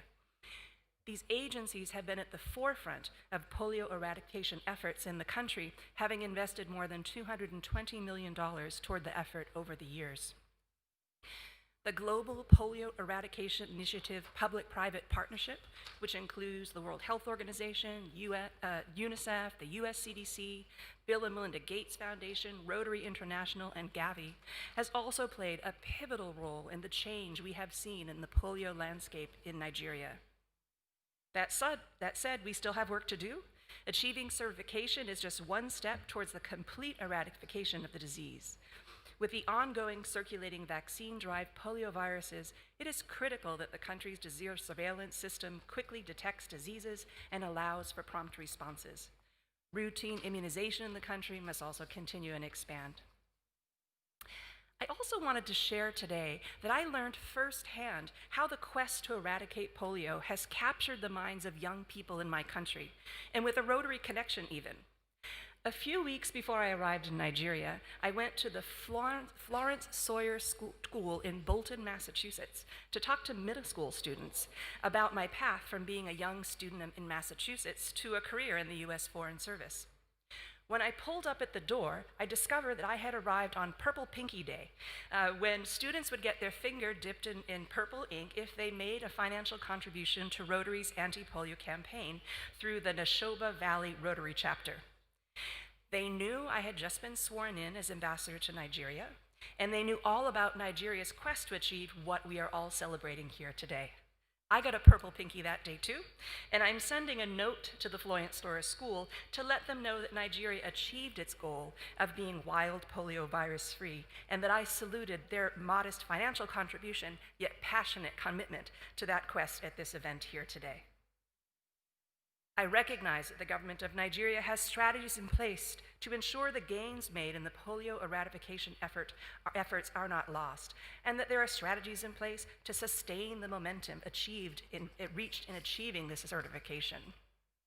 The U.S. government stands ready to continue our partnership with the government of Nigeria as well as with other international and domestic partners to support Nigeria as it builds upon its successes in fighting polio, strengthening routine immunization, and improving the health of children and their families.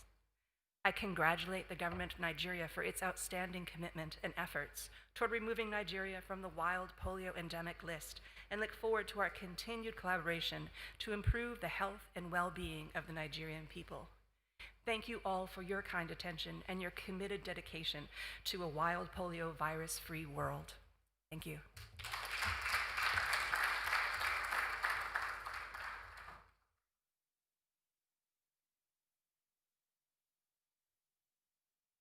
Might I ask my colleagues from the Centers for Disease Control, Director Mahesh Swaminathan and Dr. Amatayo Bulu to join me. Thank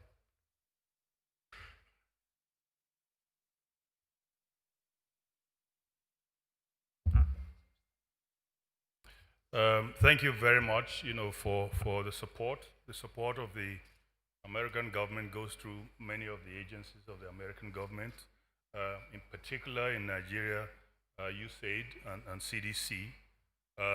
So we want to say a very brief thank you for the impact you've had on the polio eradication efforts in Nigeria. Thank you very much.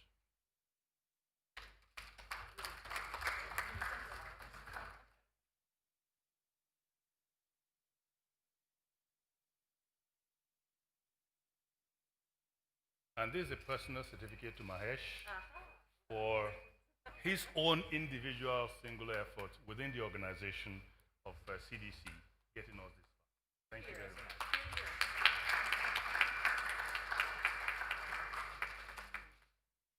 Thank you very much.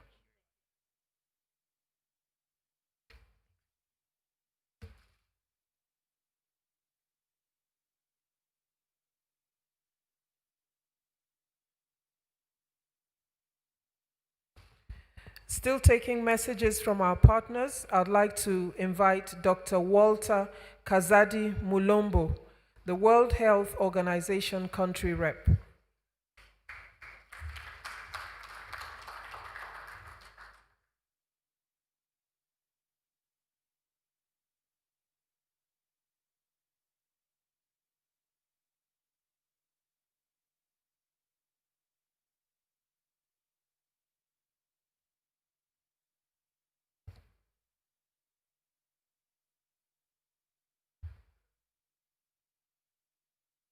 Excellency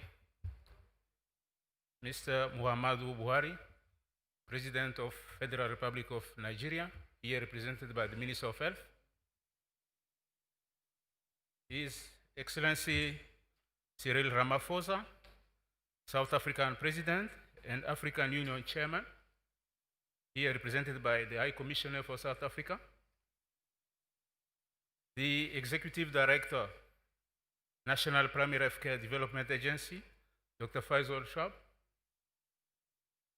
the Nigerian Governors Forum Chair, Dr. Kayode Fayeni, the Chair, International Polio Plus, Mike McGovern, and past Rotary International President, John Majiagbe, the Rotary International President, Olga Knack, His Excellency, the U.S. Ambassador, Mrs. Mary Beth Leonard, Global Polio Eradication Initiative partners, the UN heads of agencies, gentlemen and ladies of the press. I would like to express my appreciation to Rotary and the government of Nigeria for inviting us to this event. I congratulate His Excellency the President of Nigeria, the government of Nigeria, and the entire African continent on the declaration of wild poliovirus-free certification that was announced on 25th of August 2020. This is a massive public health achievement that was made possible due to the leadership and commitment of governments, global polio partners, traditional and religious institutions, frontline workers and vaccinators, as well as the communities. It's indeed a moment to celebrate the many individuals that work tirelessly to make this milestone possible. As I was watching that introduction video, I remembered that in 1988, as the resolution was being prepared for the polio eradication, the global polio eradication program globally, I was in my last year of medical school. I didn't know that today I'll be presiding over to the helm of the World Health Organization country office in Nigeria at this very moment where the country is celebrating this event. I never imagined this. So I was truly excited when I was watching that video because I remembered the 30 plus years of my career, more or less waiting for this very moment. The certification demonstrates that what Nigeria and other African nations can accomplish such goal when everybody comes together, backed by strong political commitment. Nigeria's battle with wild poliovirus has been long and complex. I therefore commend the government of Nigeria for the steadfast commitment in leading a massive national effort over the past couple of decades. The leadership of the Presidential Task Force on Polio facilitated oversight of the program at the highest level, drawing on the necessary resources and holding states accountable for their responsibilities. Nigeria is lauded for several innovations that were devised to address the prevailing challenges under strong coordination of National Polio Emergency Operations Center. The lessons and expertise from Nigeria experience have been useful to address other diseases outbreaks and currently being deployed to strengthen routine immunization, primary health care, and the COVID-19 response. I would like to seize this opportunity to thank the donors and partners for their full support to the polio eradication effort. The unwavering support was critical for supporting the government to implement the recommended strategies. We appreciate your commitment and count on you to continue supporting the Nigeria toward global certification and primary health care system strengthening. As we look back, we are happy to say we have crossed the finish line. On our way, we lost some of our fighters. I would like to urge all of us, in remembrance and recognition of past and present fighters and heroes, I would like to urge us to say, never again. Excellency, the Minister of Health for Nigeria, WHO looks forward to supporting you to build on the great success achieved, to continuing the effort to close the immunization gap through a strong routine immunization and primary health care system. Congratulations once again to the people of Nigeria and to all the partners on this historic achievement. I thank you.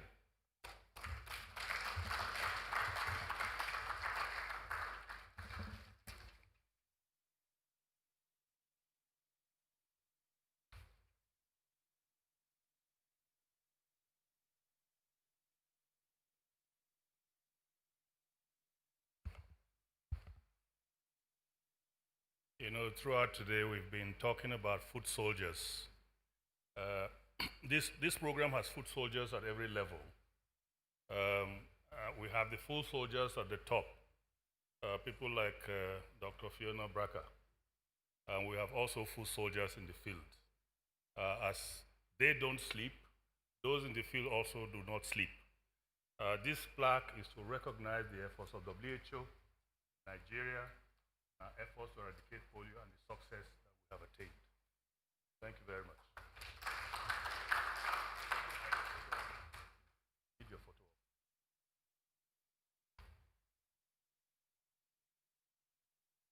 It's not capacity, our efforts. He just came in at the nick of time. Thank you very much. Thank you.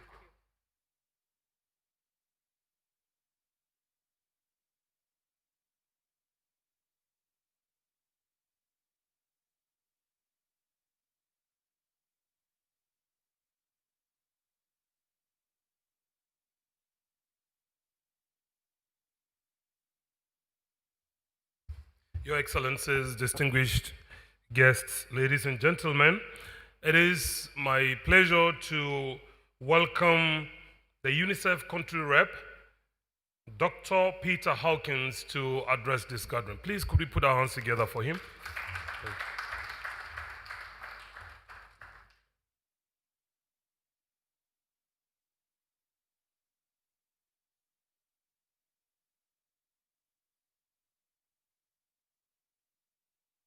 Thank you very much. And President of the Republic of Nigeria, President Buhari, ably represented by the Minister of Health and the Minister of Health in your own capacity, His Excellency, the Governor of Ekiti and the Chairperson of the Nigeria Governors Forum, my brother and best friend, the Emir of Shonga, the Ambassador of the United States and South Africa, and the Executive Director of the MPCDHA, all protocols respected.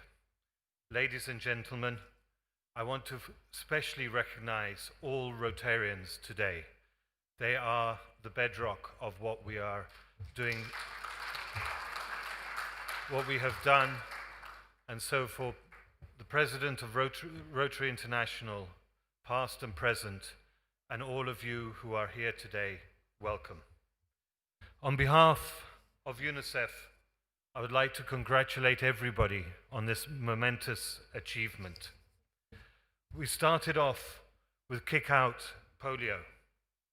In that time, 67 people have made the ultimate sacrifice. I want to recognize their efforts that haven't gone in vain. We then moved on to End Polio, which demonstrated a level of commitment, coordination, and ingenuity that was unparalleled and allowed us to reach where we are today. And then now, we are at Keep Polio at Zero. And that is the challenge that we have ahead of us today. How do we keep polio at zero? Today is about the Rotary and Rotary International. And the Rotary is in my blood. My father was the chair of Rotary at one point in Ethiopia. And without the Rotary International, without Rotary in Africa, without Rotary here in Nigeria, and without all of you in your chapters, none of this would have happened. And I want to recognize more than anything else the commitment and the efforts that you showed in delivering 9 billion oral vaccines, $890 million. But above all, it's the spirit in which you demonstrated a commitment to the one cause of End Polio Now that has allowed this to be successful. While congratulating you and recognizing your great effort, I also would like to plead that we now, in keeping polio at zero, we also recognize the importance of routine immunization and what polio will play in that as well. We need to move forward to ensure that polio does not return, but at the same time that every child has the right to be able to survive against the diseases of today. Routine immunization offers us here in Nigeria a way out. Over the past 3 years, it has increased phenomenally. We have an opportunity now to take that increase, sustain it, and bring polio within it and take that forward. So in congratulating Rotary and Rotary International, I am with you to take this forward to keep polio at zero, but also vaccinate all children and every child, both today and in the future. Thank you very much.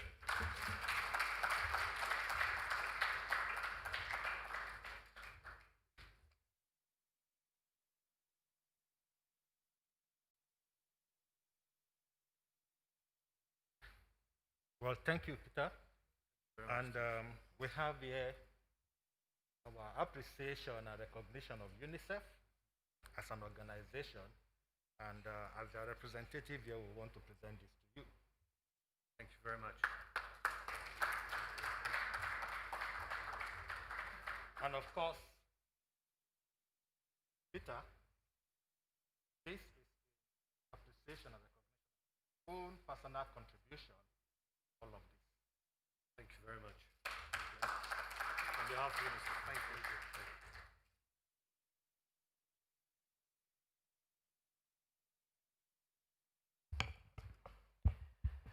Now I'd like to invite Dr. Farouk Iya Director for Polio at the Aliko Dangote Foundation. Dr. Iya, please.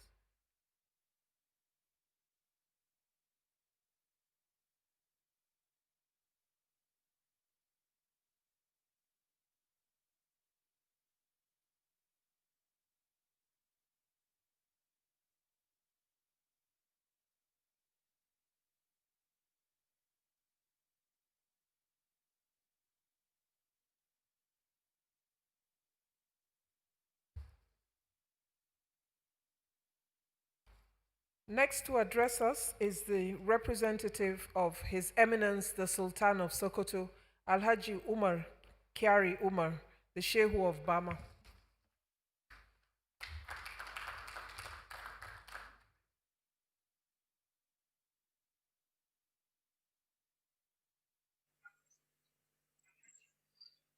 أعوذ بالله من الشيطان الرجيم بسم الله الرحمن الرحيم وصلى الله على نبي الكريم.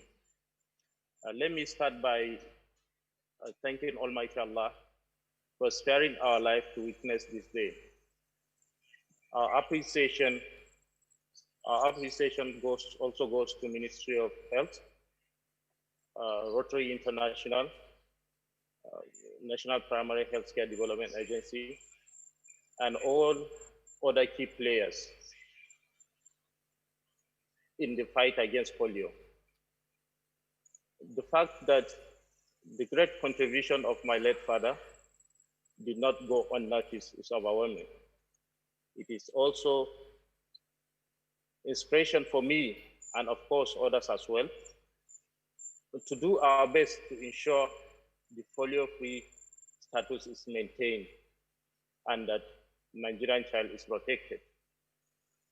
This feat wouldn't have been possible without the active participation of His Eminence, the Sultan of Sokoto, the Emir of Argungu, Mai Bede, Emir of Shonga, Das, Panam, Kaltungo, and others are all worthy of appreciation for their overwhelming contribution to this success. The traditional leaders in general have played a pivotal role in realization of Nigeria's polio-free status under the banner of the Traditional Leaders Committee on Polio, led by my father, who until his demise served as the chairman. On behalf of our family, I thank Rotary International and all other organizations for giving us this opportunity to address this gathering. Thank you so much, and may God bless. Thank you. Assalamu alaikum.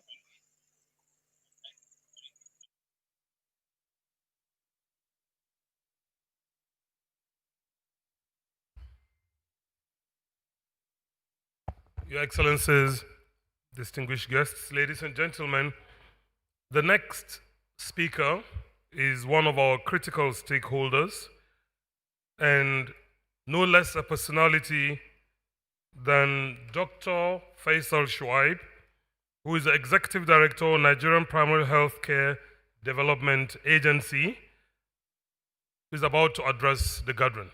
Please, could you put our hands together for him? Thank you.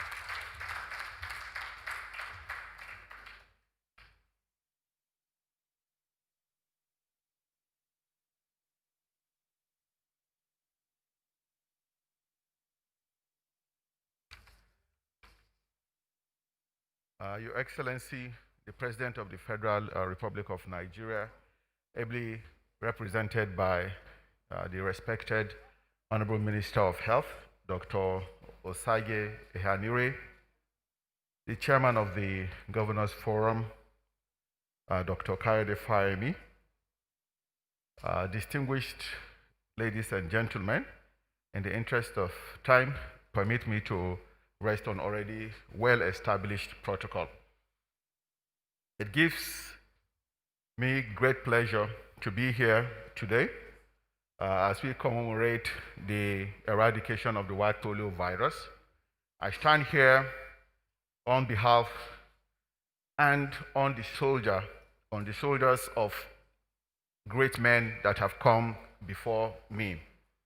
I stand here on the shoulders of many ministers of health, many chief executives of the National Primary Healthcare Development Agency, thousands of healthcare workers, volunteers who have done such an amazing job of making sure that we crossed the finish line. But it is very important to note that it is probably easy to start an idea, but to sustain this idea and finish the work like Rotary International has done is simply remarkable. I cannot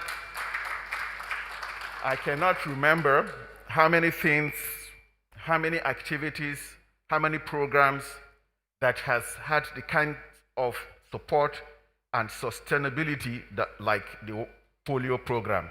But I'm not so surprised, because in my several decades of working on the polio program, I have come in contact with a number of Rotarians, and there's always a shining light that lights up anytime they talk about polio eradication.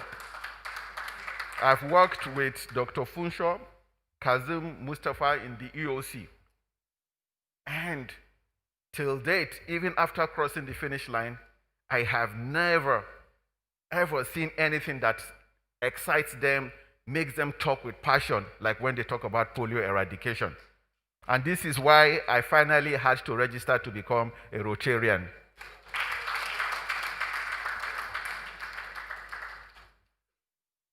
I want to recognize the leadership provided by President Muhammadu Buhari, especially when it mattered the most in 2016, when he provided the statesmanship that was required to make sure that we not only rapidly contained the outbreak of white polio viruses when it occurred in Borno in 2016, but provided the funding, an unprecedented 9.8 billion naira at that point, and said, even beyond the financial resources, he spoke with the ministers of health and talked to the leaders of the polio program and said that we must not give in to despair.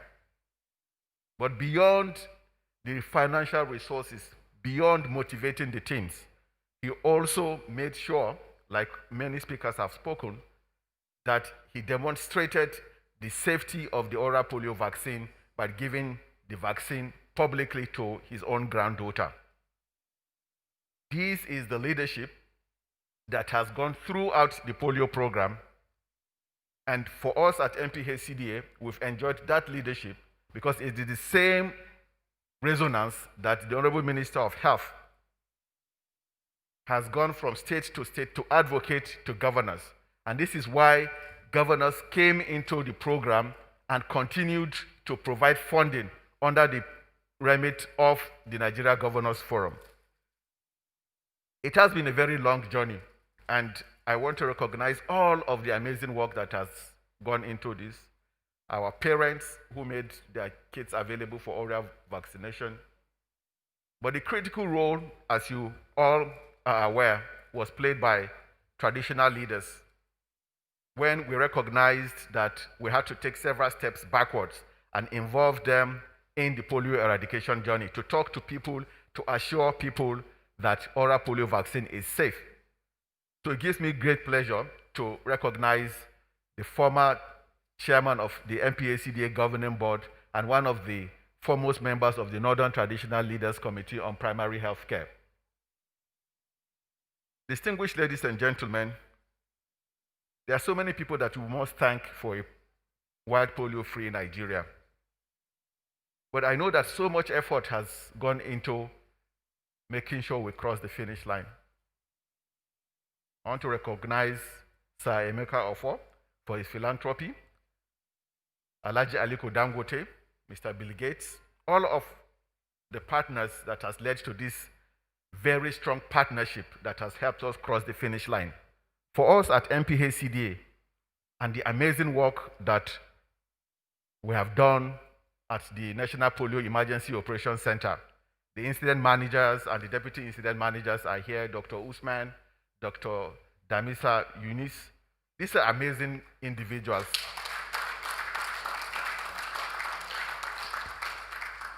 In Nigerian culture, they say the beginning and the end of any journey is usually the most difficult. And it is because of their persistence that they helped us cross the finish line. I want to assure each and every one of you here, both globally and nationwide, that at MPHCDA, under the leadership of Dr. Osage Ihanire, our leader in the health sector, we will sustain a white polio-free Nigeria. We will do better than that. We will ensure that we increase the population immunity. In the last 3 years, we have more than doubled routine immunization coverage.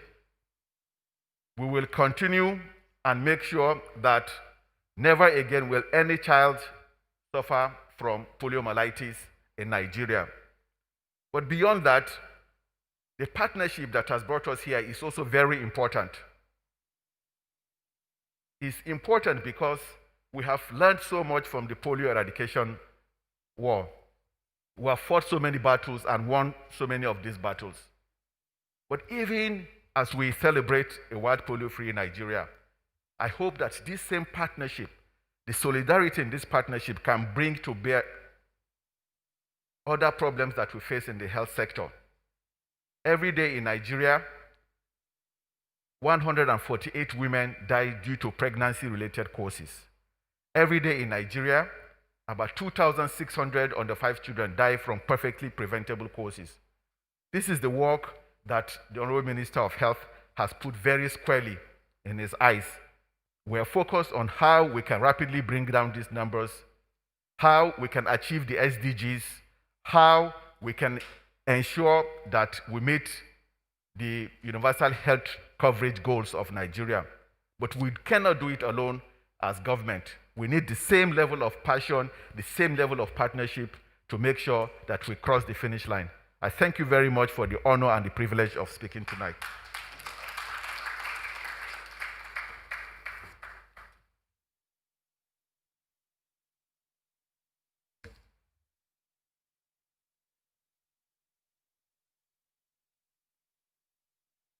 You know, I'm very glad that Faisal finally joined Rotary. And so you can celebrate not just being the operational lead, but also as a Rotarian, somebody who is passionate about this work. I want to say thank you very much. This plaque is our appreciation to your organization, Primary Healthcare Development Agency Department, and I want to say thank you very much. I hope you find a very nice place to position this in your office.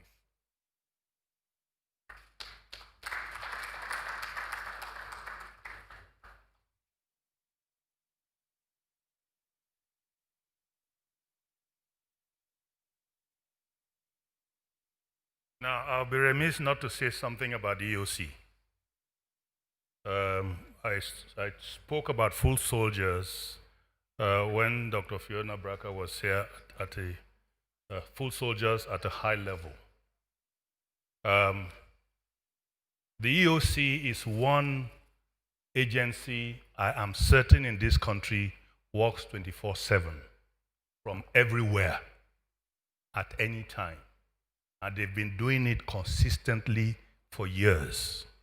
I know this from personal experience. I know I call them up at 10, 11 p.m. at night seeking information, and they're there. This is unique to this program. And I think we have developed a structure, as you've heard, that we can leverage into all various needing health interventions in this country. So, Dr. Osman and my sister, I really wish personally to thank you for your steadfastness and your continued commitment to this program. Thank you very much. This certificate is an appreciation to Dr. Faisal for his leadership of the Primary Healthcare Development Agency. Of course, for what he has done, but also for what we are sure he will continue.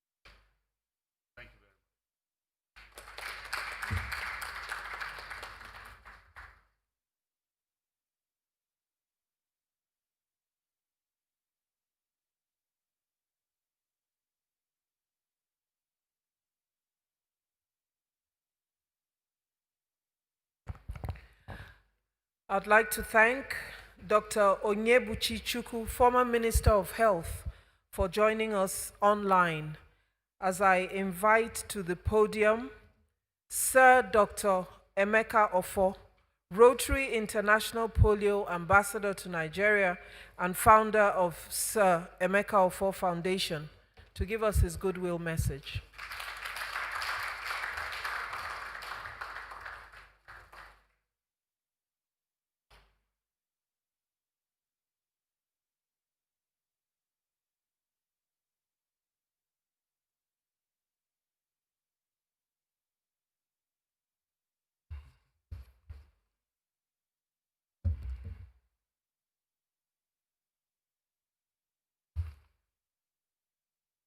His Excellency, the President of the Federal Republic of Nigeria, heavily represented by the Minister of Health, Dr. Osage Ihere, His Excellency, the President of South Africa, heavily represented by the South African Ambassador,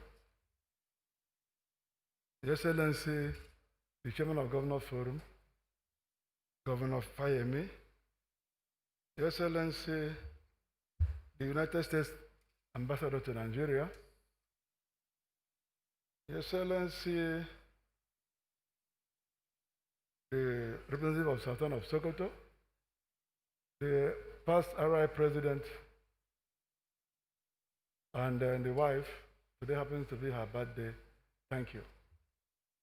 The chairperson of the Polio Plus in Nigeria, Dr. Funshaw,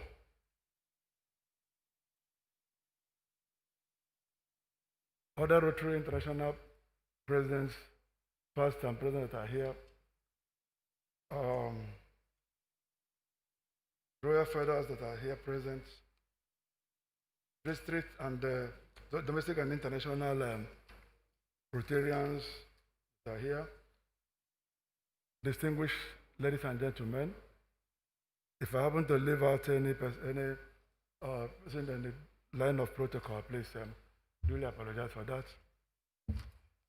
I'm particularly delighted to attend this ceremony, this milestone and momentous celebration. As Nigerian, and indeed Africa, attained a wide polio-free status. I recall with mixed memories the hurdles and obstacles, efforts, friendship and fellowship we crossed and enjoyed in this great journey to polio freedom. On many occasions, frontline health workers encounter difficulties in assessing outreach areas. Myths and fake news hindered the progress of immunization, and even pursuit of funds slowed the general progress down. Today, we have every reason to rejoice and celebrate. Nigeria has surmounted, Africa has conquered, and wild polio is successfully put in voicemail. I must thank His Excellency President Muhammadu Buhari, DCFR, for the political will and robust government policies that accelerated the achievement of this milestone. Thank you, the Honorable Minister of Health, Dr. Osagia, and your team for your operations and implementation strategies that facilitated the process. To the Nigerian National Polio Plus team, heavily led by Dr. Funshaw,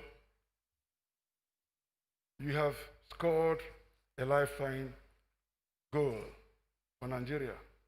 Similarly, let me assure the Rotary International family, our local and international partners, that their monumental humanitarian investment shall forever be remembered. As the Rotary International Polio Ambassador to Nigeria and working in partnership with the Makeover Foundation, we made resources available to this cause. We facilitated advocacies, we championed public awareness and routine immunizations. Today, it is an honor and a rare privilege to witness the celebration of the great accomplishment. I personally dedicate these achievements to all those who lost their lives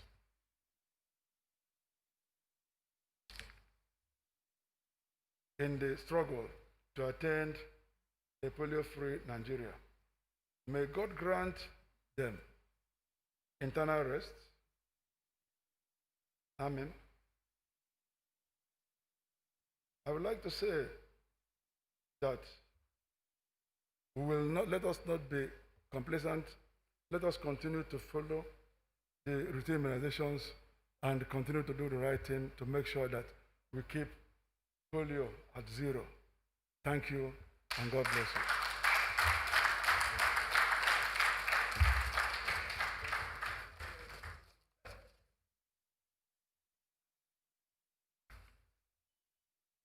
You want to give me something? You want to give me something? Where's Chris and yes, and IJ?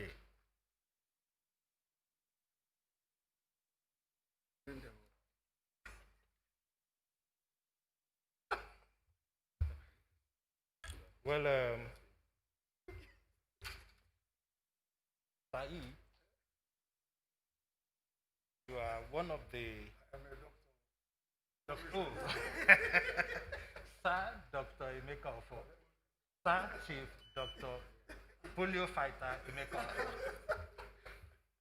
Well, the Emeka Ofo Foundation is one of the biggest donors through Rotary to this effort on the African continent. We are very, very grateful. So on our behalf, we want to extend our appreciation to the foundation by presenting this.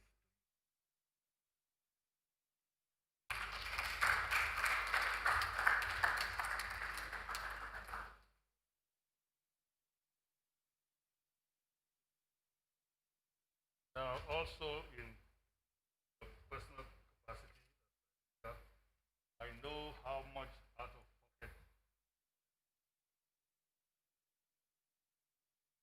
not only for education, but providing bicycles, also encouraging Rotarians, with stable funds. So we're grateful to you.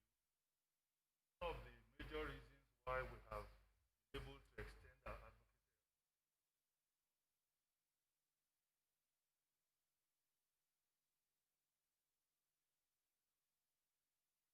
during that week. Thank you very much.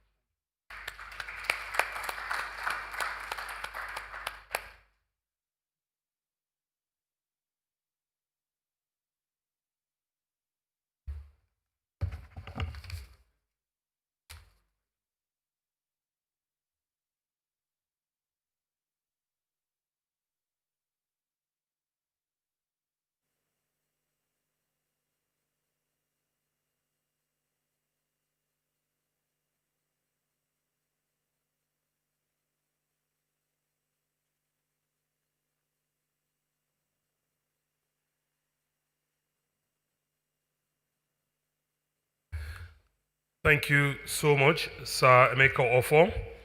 It is my pleasure, distinguished guests, ladies and gentlemen, to warmly welcome our next speaker, who is the former chairman of the National Primary Healthcare Development Agency and the current chairman of the think tank for the Health Reforms Foundation. No less a personality than the Emir of Shonga, His Royal Highness Dr. Haliru Yahaya OON. Please, could we put our hands together as he takes the stage?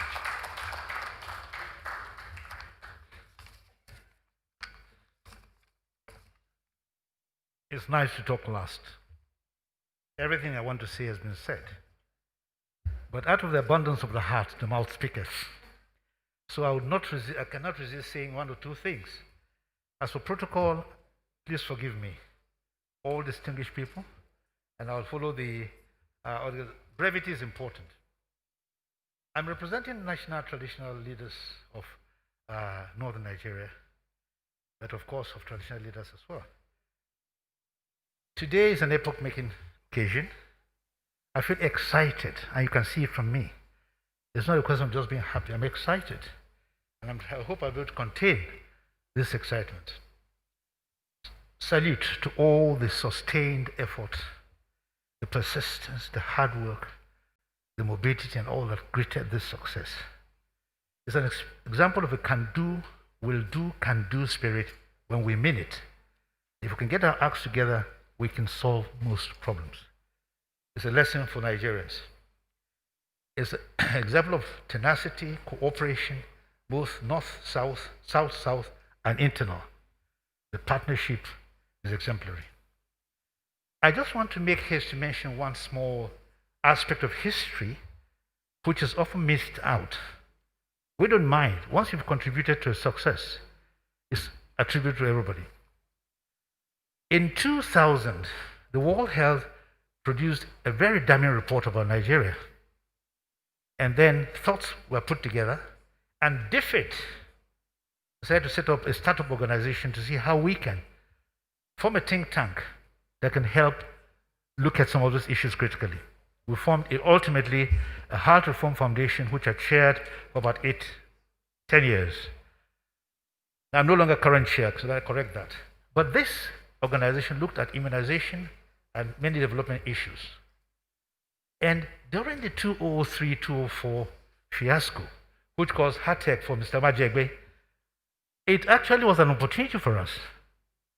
We succeeded in joining and trying to see how we can resolve the issue. It took us 3 years. We ran from pillar to post. And it was largely traditional institutions I got in touch with. A few years later, about 2009, Nigeria became a pariah state, almost a pariah state. Nobody would touch us.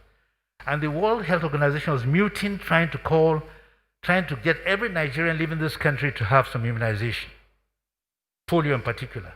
The drama was in Saudi Arabia. The clerics that were opposing were always stopped at the airport and say, polio or go back, polio or go back.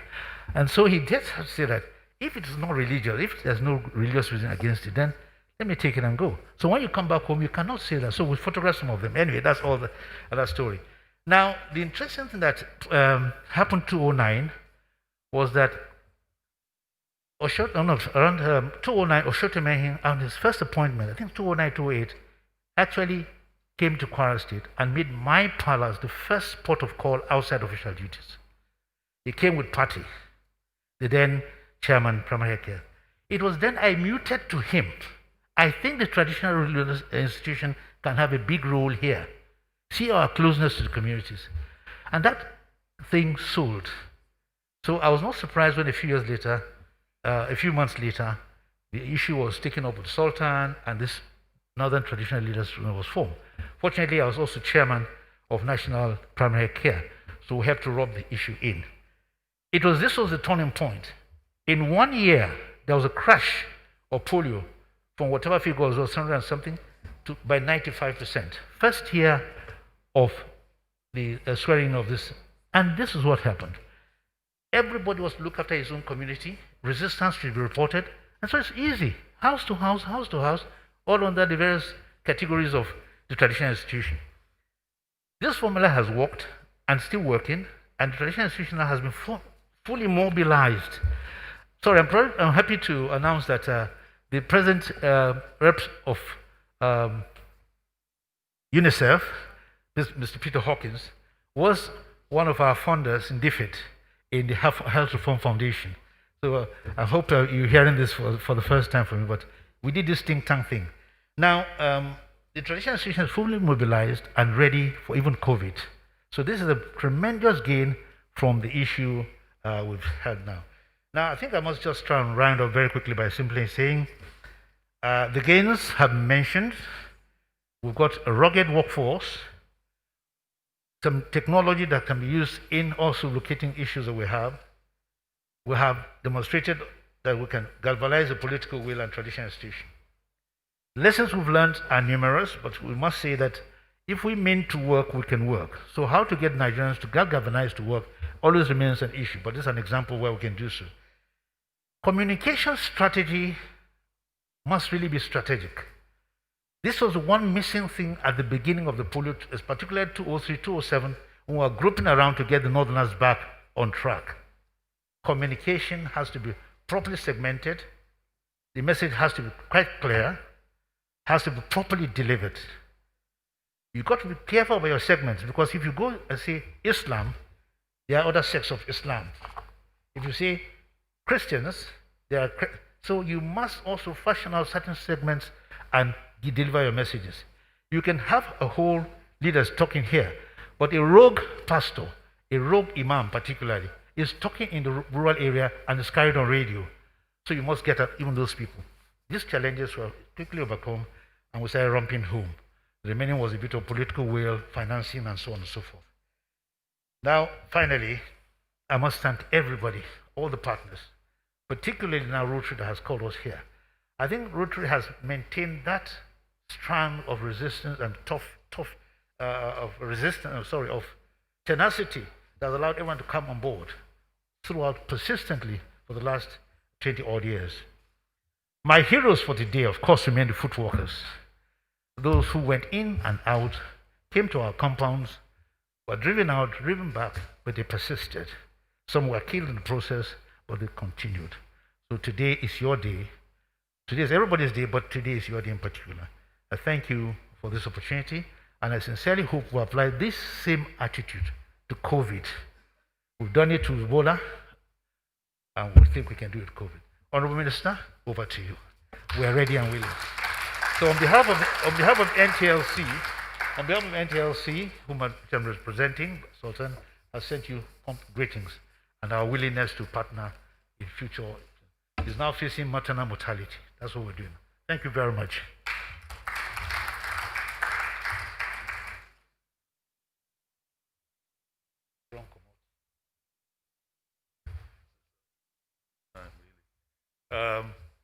On behalf of Nigerian National Polio Committee, we want to again appreciate and recognize the efforts, that our traditional leaders, have put in to get us here.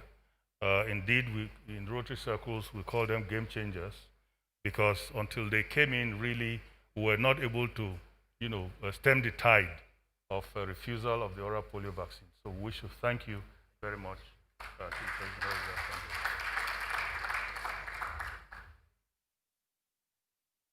Thank you very much.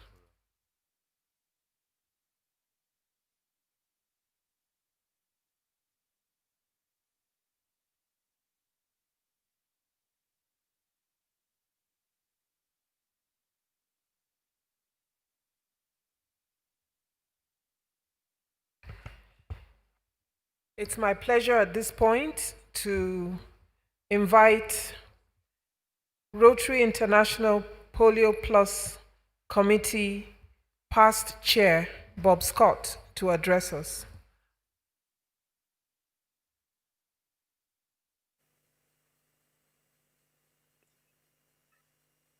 Good morning, good afternoon, good evening. It has been a pleasure and a proud moment for me to have been involved in this particular meeting to celebrate the eradication of polio in the African continent, and in particular, of course, in Nigeria. It has been mentioned several times that it has taken a long time. And my involvement in Nigeria goes way back to about 1992, when at that time we were trying to persuade people to agree to the idea that polio indeed could be eradicated, not only in Nigeria, but worldwide. The Rotarians of the day were very cooperative and thanked me very much for their help, and I thank them for the help all the time. As been noted, unfortunately, many of them are no longer with us, and so we acknowledge their help and remember them well. We are really proud and probably pretty humble today. When the announcement was made online several days ago, I remembered to cheer, because in previous events like this in India, the crowd there, we cheered loudly. And I hope everybody heard me cheering, because it was a day to cheer. Unfortunately, the only person that really heard me was my wife, who was wondering what had happened.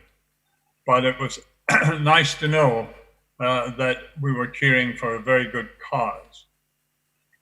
I've listened to the various organizations that it's been a pleasure to work with over these years, WHO, UNICEF, and CDC, and the country representatives and presidents and chairs of the various things. An amusing moment that occurred to me, and Sir Amika has just spoken. I was chairing a meeting in Evanston in Illinois, and I was told that a man by the name of Amika Offer wished to speak. I had not heard of Sir Amika at that time.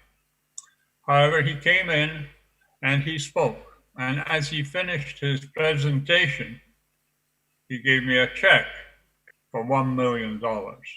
That's the kind of support that we have had from many people in Nigeria itself. I will not go on any longer, as we have heard so much already, but again, congratulate you for the work you've done, and I'm happy to be again in on this celebration. Thank you.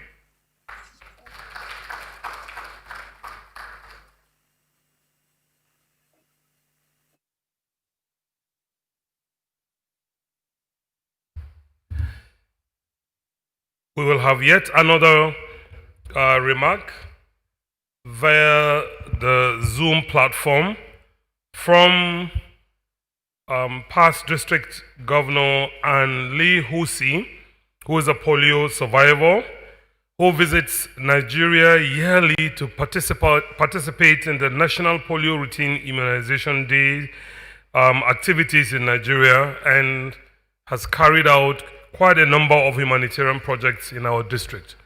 Please join me in welcoming past District Governor Ann as she addresses the gathering. Thank you. Thank you. Thank you for the honor and for the privilege to say a few words on this very special occasion. We are celebrating an amazing achievement. And I am here to say thank you, thank you, thank you.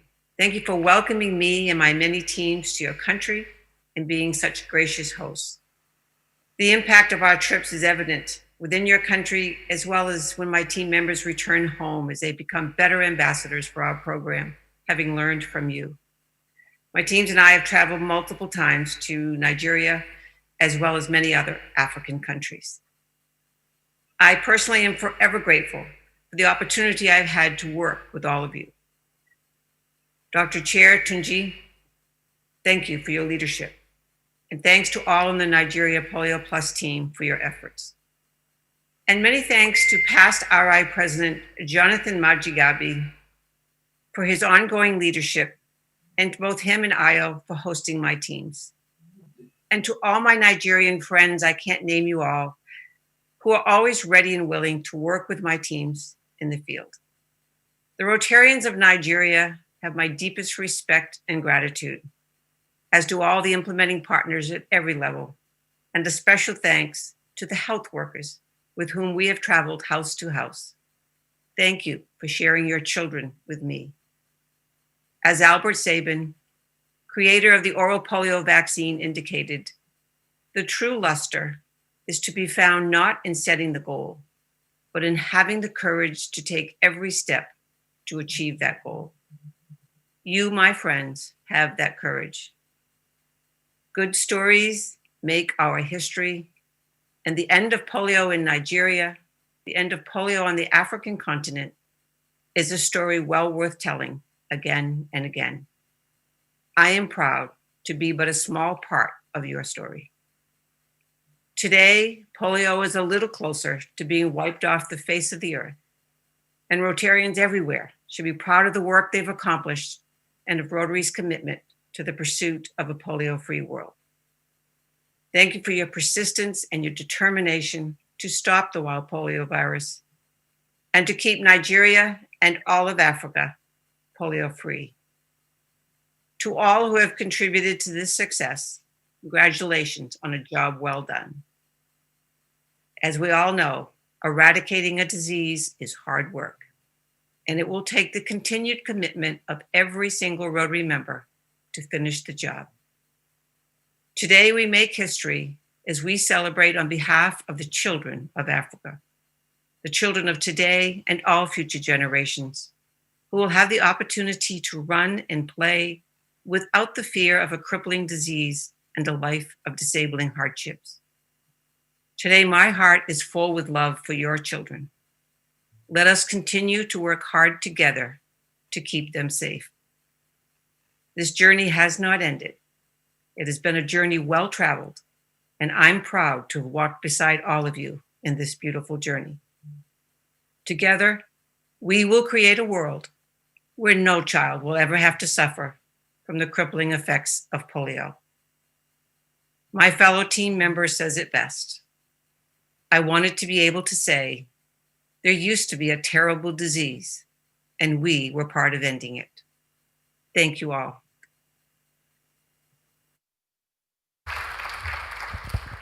Thank you very much, PDG Ann, for all that you do. It's my pleasure to welcome another great supporter in ending polio in Africa, past Rotary International President Raja Sabu, who is also addressing us via Zoom.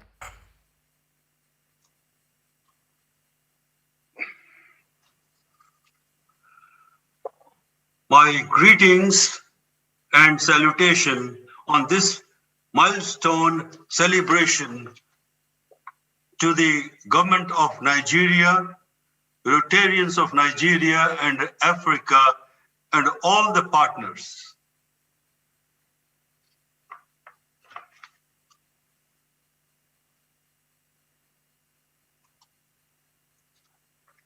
Are you able to hear me? Yes, sir. Yeah, okay. It is a collective victory. Exactly 6 years and 5 months, that is 29 March 2014, India was celebrating polio-free India. Dr. Tunji Funsho was there to share the joy. Had it not been for the COVID, I would have been with you, my friends in Nigeria. However, in emotions and thoughts, I am there virtually. The story of India and Nigeria on the path of fighting polio has been somewhat similar. Although you have had much difficulties and the problems. Yes, we had many common challenges, such as religious dogma, strong resistance from specific areas. But we cannot even think about these sacrifices you had done in terms of the people who lost their lives because of the Boko Haram. How Nigeria overcame that is a story that needs to be told. We have been following about the progress of the polio in Nigeria, and I know the Rotarians who were involved were very dedicated and were doing their best. Nevertheless, the time had come when we had to see how we can go further. Rotary needed to be motivated by a leader and committee with effective and focused on polio eradication in Nigeria. I and Kalyan Banerjee talked to past RI President John Majiagbe and shared our concern about Nigeria. How can we take the program further? Because we seem to be almost standstill. And then he agreed. President John Majiagbe agreed. And we collectively talked to then RI President Wilkinson. The name with all of us was of one person, PDG Dr. Tunji Funsho. That changed the scenario. The committed leader was then in the driving seat, supported by an active committee and equally motivated Rotary Nigeria.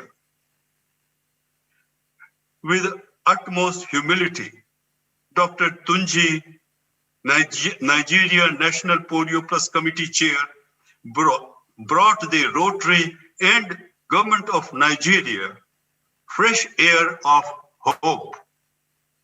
And all of them, all the whole Rotary was solidly on one path. We in India did our best to support with the experience we have had. We had polio corrective surgeries for the children in India, which helped tremendously in raising polio immunization. We had medical missions from India to Nigeria, bringing the children from Borno state and even from Kano, where children were not immunized. This is one of the activities that we were able to do. Rotary Nigeria organized health camps, not only for polio, but complete health camps in the vulnerable areas. This is what we used to do in India, in Moradabad, in UP and Bihar. On the request from Dr. Tunji, we from India donated mobile vans supported by Rotary Foundation, helping in health camps in Nigeria. We trained the local surgeons for polio correction. And in fact, one team will go as soon as pandemic situation permits, so that those old polio cases could be rehabilitated. We have therefore felt that the journey is not ended. The complacency should not be the complacency sometimes is the success comes because of the complacency. And we need to move forward so that we can see that every child continues to be having the drops as a routine immunization. We have talked about it. Nigeria has done it. And we hope Pakistan and Afghanistan will also soon. As of now, Nigeria has brought us close to the realization of our dream of polio-free world. Today, we thank you, Nigeria. Thank you so very much.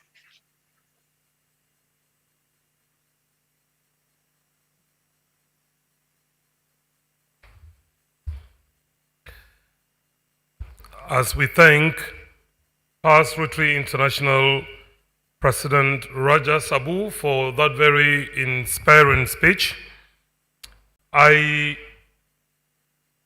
want to warmly welcome to the podium our past Rotary International Vice President and Director, TDG Yinka Babalola, to come upstage to give our warm appreciation to all our critical stakeholders and partners that made this milestone happen. Please join me in welcoming past Rotary International Vice President Yinka Babalola.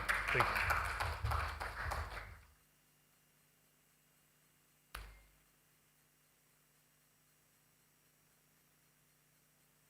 Good afternoon, good evening, my fellow Rotarians, our distinguished guests. We spent some time today, but you know, when you are celebrating, you normally don't think much about time.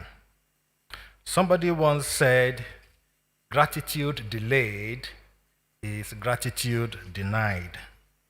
So my role here is to express appreciation to all those who have worked with us to make this day possible. I know there are several people in this room and hundreds more joining us online.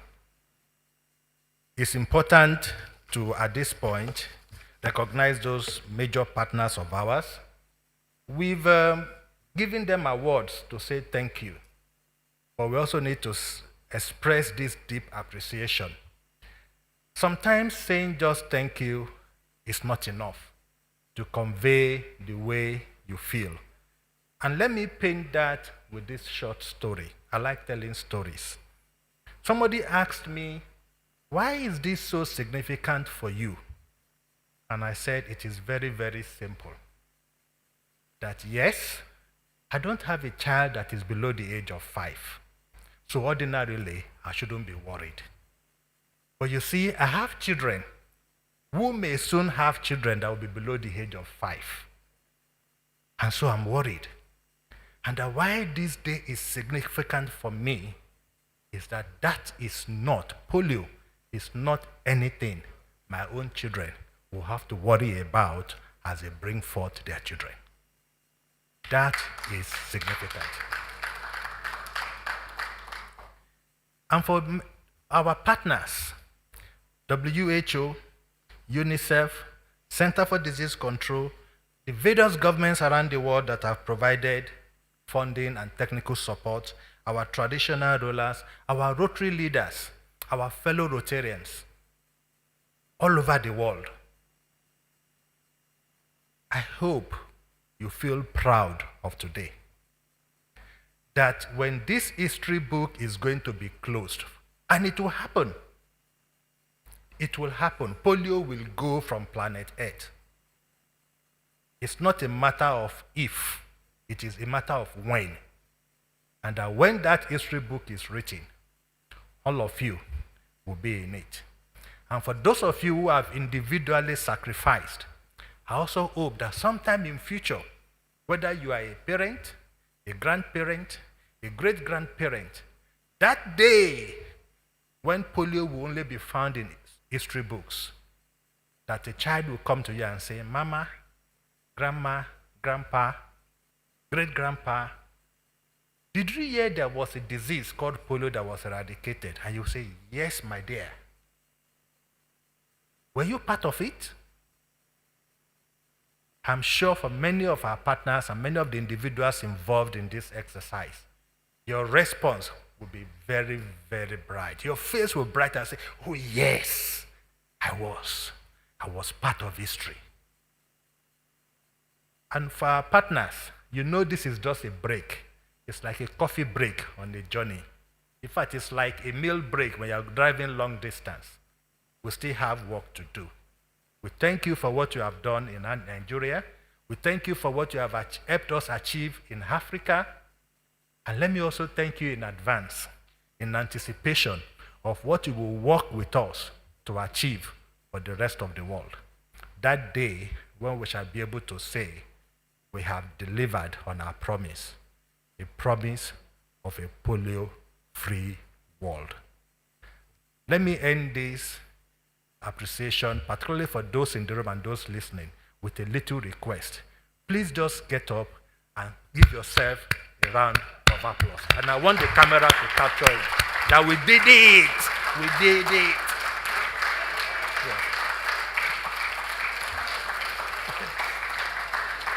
Yes, thank you very much. Please take your seat. I would now like to take this opportunity of being here to do two things, one happy, one not too happy. One is to announce that as we were celebrating today, many of you may have heard that there was a name, Vincente Joy, being mentioned, a past president of Rotary International, who was there with Mandela when the Take Polio Out of Africa was launched. We received information today that past President Vincente Gay has passed. Just today, while we were at this event. I think he was just waiting for this day to happen before he transits, and may God grant him rest.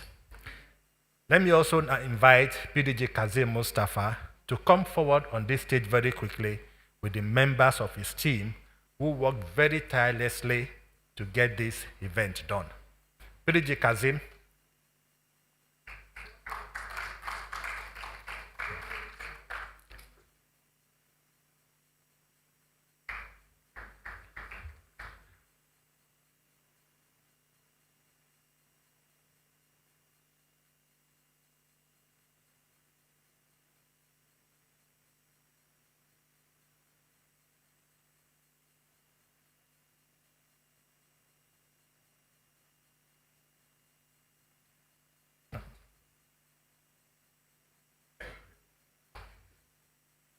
Well, fellow Rotarians, our distinguished guests, please join me and the chairman of the Nigerian National Polio Plus Committee in saying thank you to these ladies and gentlemen who helped put this event together, both in person and for the virtual component of this event.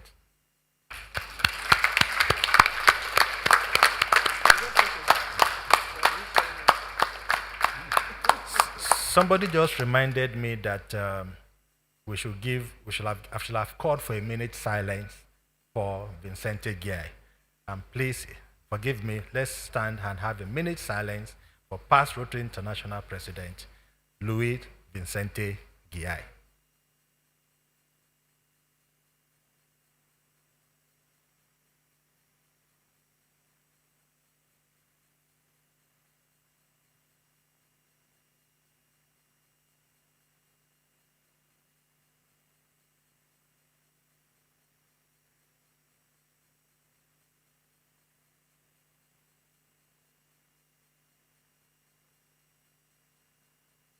May God grant him rest.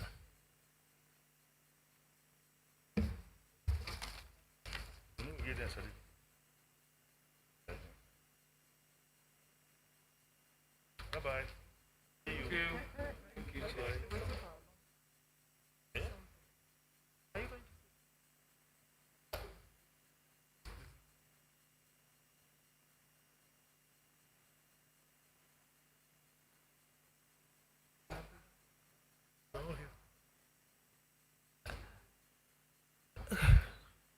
May all the staff of the polio office please come up to the podium to join the chair for recognition.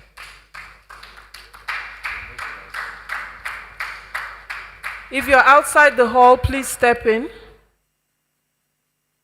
quickly.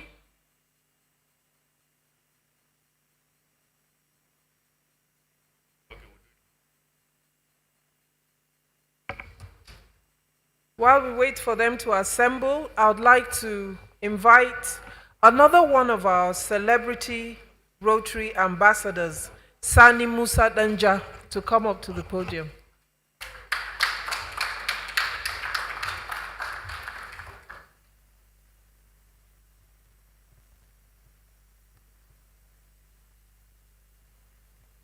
We don't have a mic.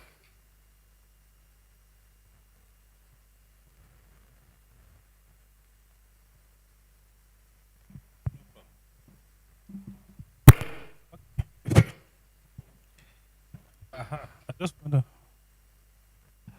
drop one of the songs. Oh yeah. Oh, life, what a sweet life. Everything is okay. I can hear the birds singing in the air. What a beautiful day.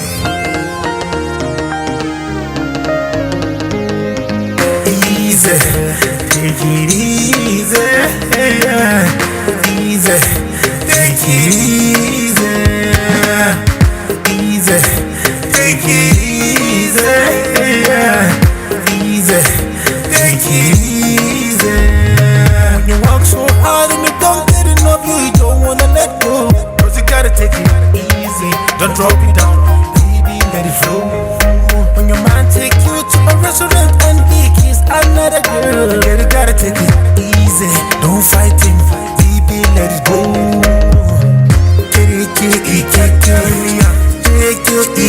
I said no,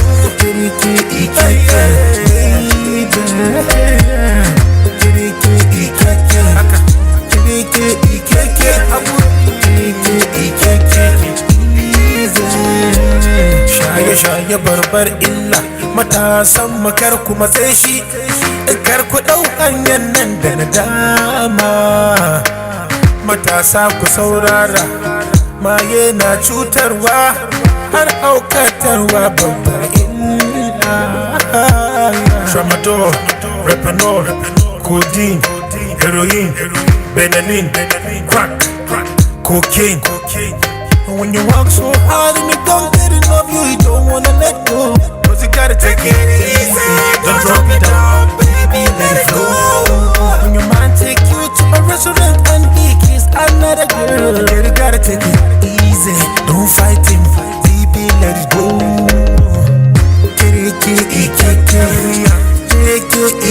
I said no,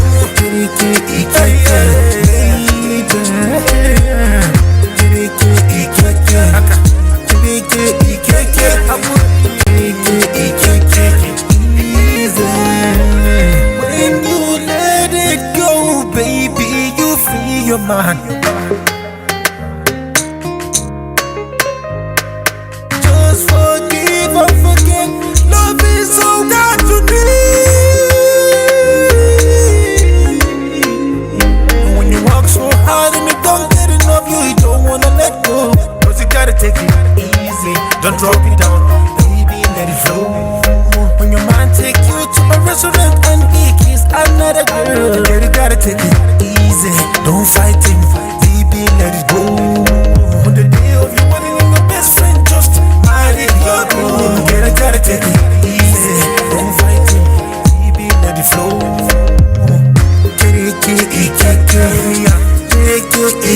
I said no,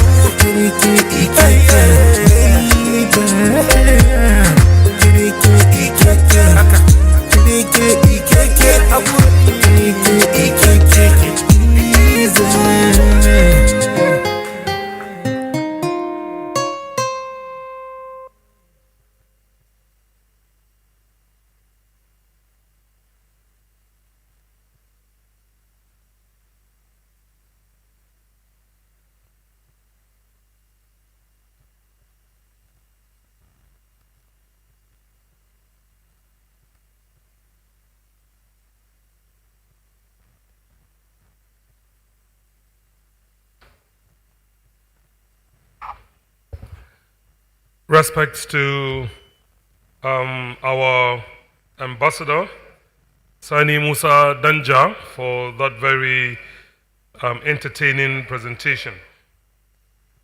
May I invite the chairman of the Nigerian National Polio Plus Committee to come upstage and conduct the presentation of awards and recognitions to our deserving partners and critical stakeholders. PDG Tunji Funshaw, please join me in welcoming him upstage with a round of applause. Thank you.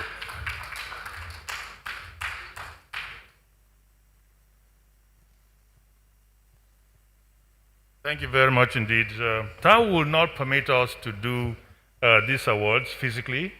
So what we have done really is just to queue names, and in some cases photographs of the awardees, whether they are present here or they are present virtually. And all I intend to do, hopefully I'll be in sync with our IT people, is just to read out their names for recognition. And if we're lucky, they will synchronize the images and the names as I read. The first Champions Award,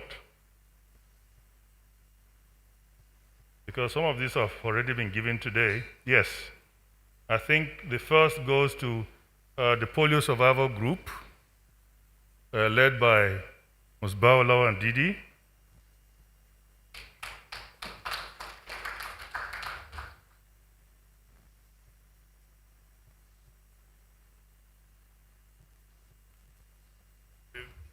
It would be a good idea that at least I read out one of those certificates.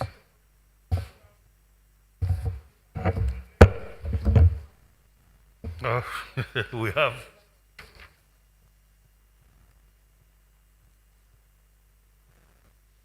So let me come down, since Musbao is here, and present this award.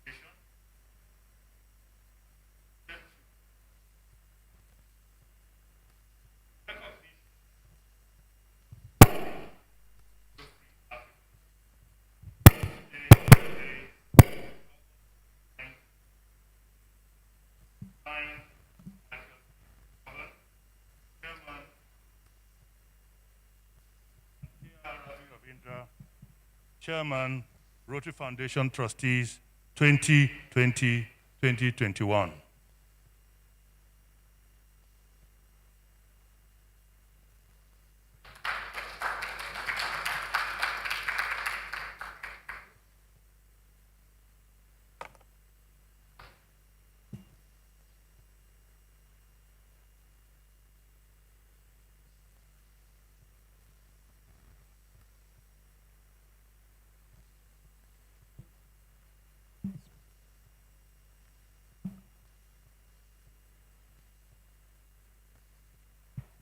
So essentially, that is what all the certificates are said. So then we have Professor Isaac Adewale.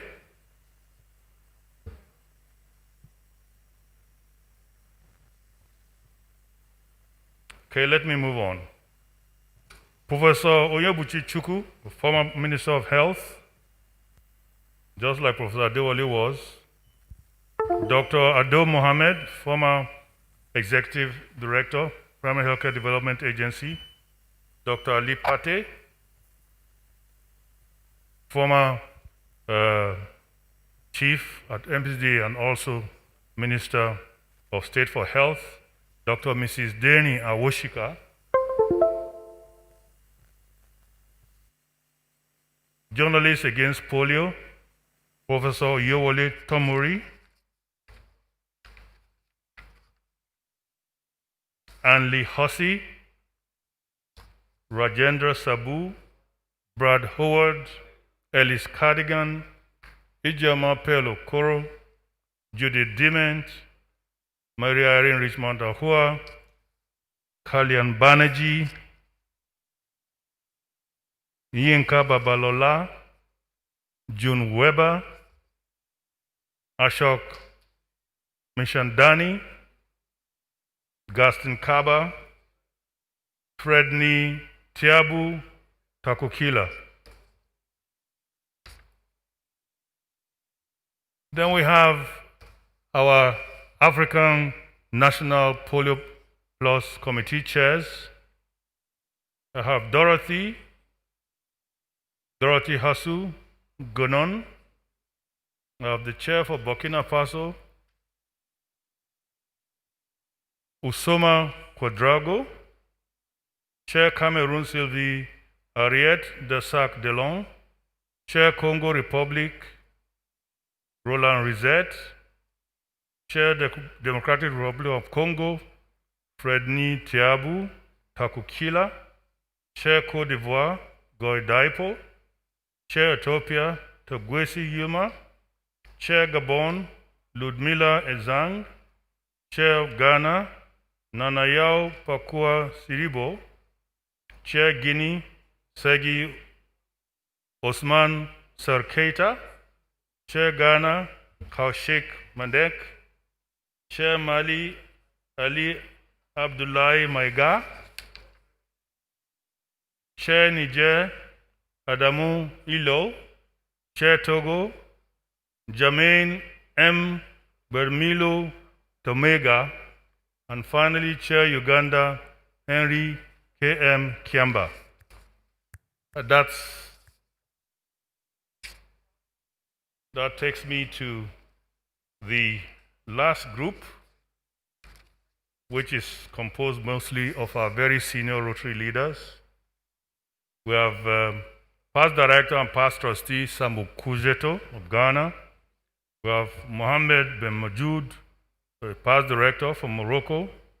We have our revered past area president Jonathan Majiagbe. We have posthumously a past trustee of the foundation, Tony Serrano, past director Salfak Alpe from Turkey, and trustee, member of the board of trustees of the Rotary Foundation, Gita Manek from Kenya. And that ends the list of our awardees. These awards will be mailed to them in due course. Thank you very much.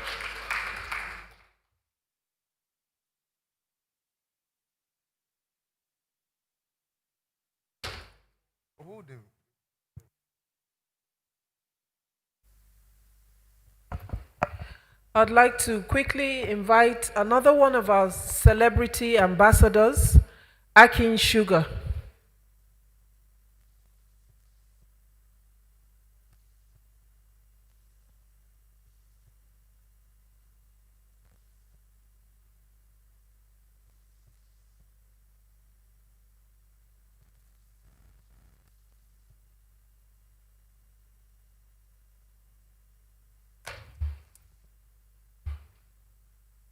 Good evening, very distinguished ladies and gentlemen. I like to stand on all existing protocols. I had polio at the tender age of 5, and I have never been so proud of my journey as a polio survivor as I am today, to see Nigeria and Africa polio-free in my lifetime. I am a polio survivor, like I said, and I'm glad to have been able to lend my support to Rotary with my voice.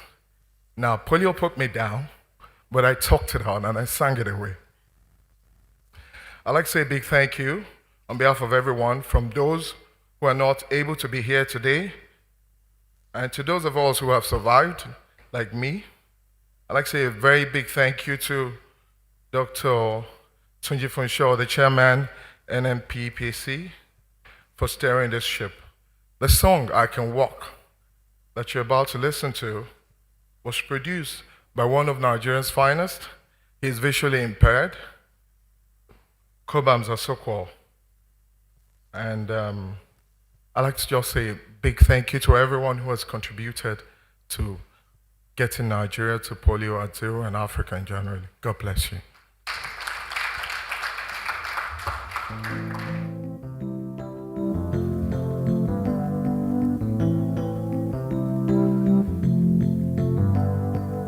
It takes faith to walk 1,000 miles, and it takes faith to see what the eyes can see. Do you know that silence has a sound, and that love can say what 1,000 words can say? I've been to many places, I've seen so many faces where all human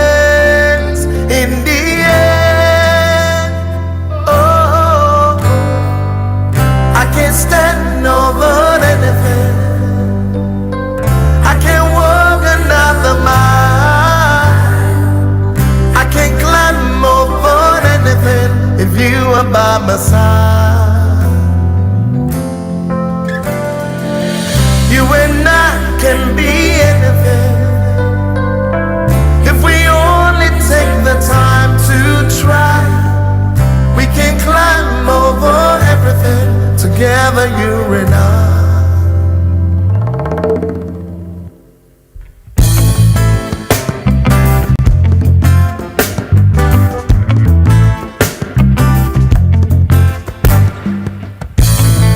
When I was a little child, I came face to face with my own reality. Said I'm a grown up, now I'm a man. There's much more to me than you can tell. I've been to many places, I've seen so many faces. We're all humans in the end.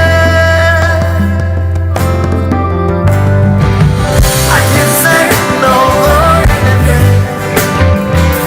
I can walk another mile. I can climb over anything if you are by my side. You and I can be anything if we only take the time to try. We can climb over everything together, you and I.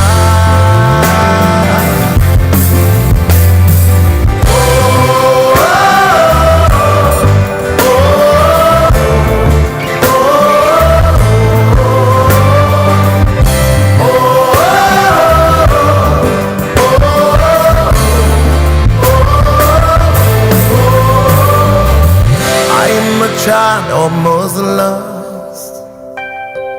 I'm a dream that was almost shattered. I awoke to my call. Look at me now.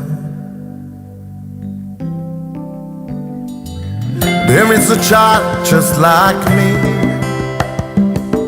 who has a dream that is so much better. Don't let him die with his dreams. You help him work, so can be working, working, working to you. I can stand over everything. I can walk another mile.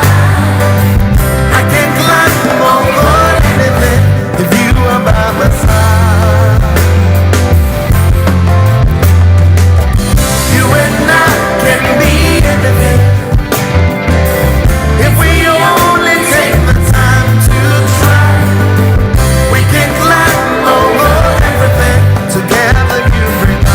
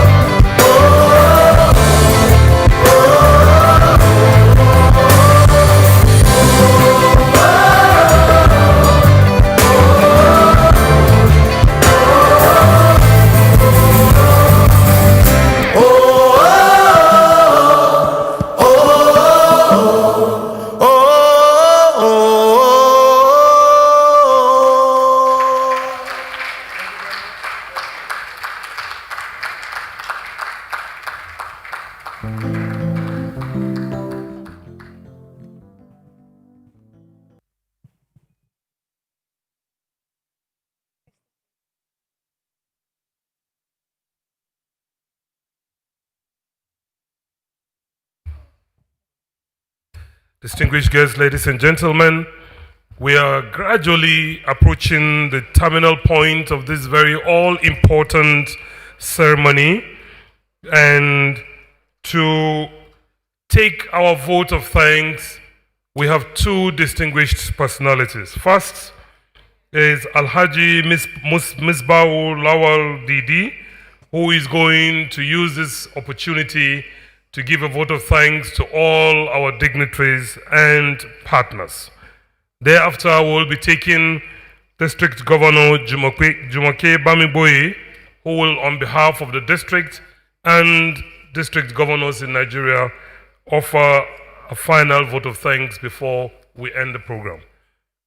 Alhaji Ms. Bao, it's your turn. Thank you. Thank you very much. Good evening, everyone. We are very happy today. I'm very delighted today that we have seen the end of polio.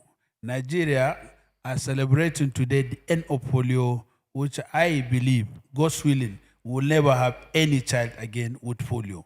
And that is one of the important things. But on behalf of the recipient of the award today, and on behalf of polio survivors of this country, I appreciate all of you. Most especially, I have to thank our Nigerian government at all levels, and also the Rotary International, most closer one to us, Nigerian National Polio Plus Committee, who have been working together over the years, especially in the advocacy area, and also promoting the well-being of polio survivors, especially through one event which we have organized many years ago. That's Nigerian National Polio Plus Para Soccer competition, has been helpful to polio survivors, and we really thank Dr. Funsho for being with us and for being supportive to promote the health of polio survivors. And also appreciate the entire Rotary family, and also the National Primary Healthcare Primary Agency, and also appreciate UNICEF, World Health Organization, and many more partners who have been helpful to Nigeria for what we are celebrating today. I also thank our brother, polio ambassador, Emeka Ofo, for doing wonderful to help in the eradication of polio. I also thank the Dangote Foundation, Bill and Melinda Gates Foundation. All those people, they have been wonderful and helpful to Nigeria. And I also believe that Ministry of Health, traditional rulers, the medical personnel, and all those who have supported and helped Nigeria to get to this level, we are thanking you on behalf of the Nigerians entirely, and on behalf of all of us. We thank you, and I want to believe that we should continue working seriously to make sure that we keep Nigeria at zero level of polio. And also, finally, I'm appealing to all the donors who have contributed over the years to, after polio, what next? The life of polio survivors need to be also considered, because we are going to live with it and we are going to die with it. And I'm appealing to the donors and partners to also come up with programs for our welfare, for our rehabilitation, so that we can continue at least enjoying our life before we depart as the last group of polio of this country. And congratulations to all of us. Thank you very much.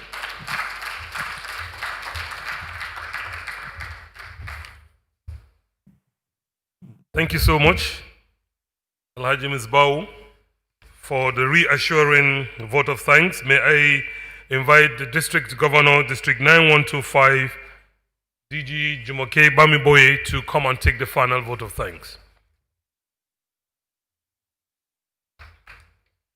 Please join me in welcoming her with a round of applause.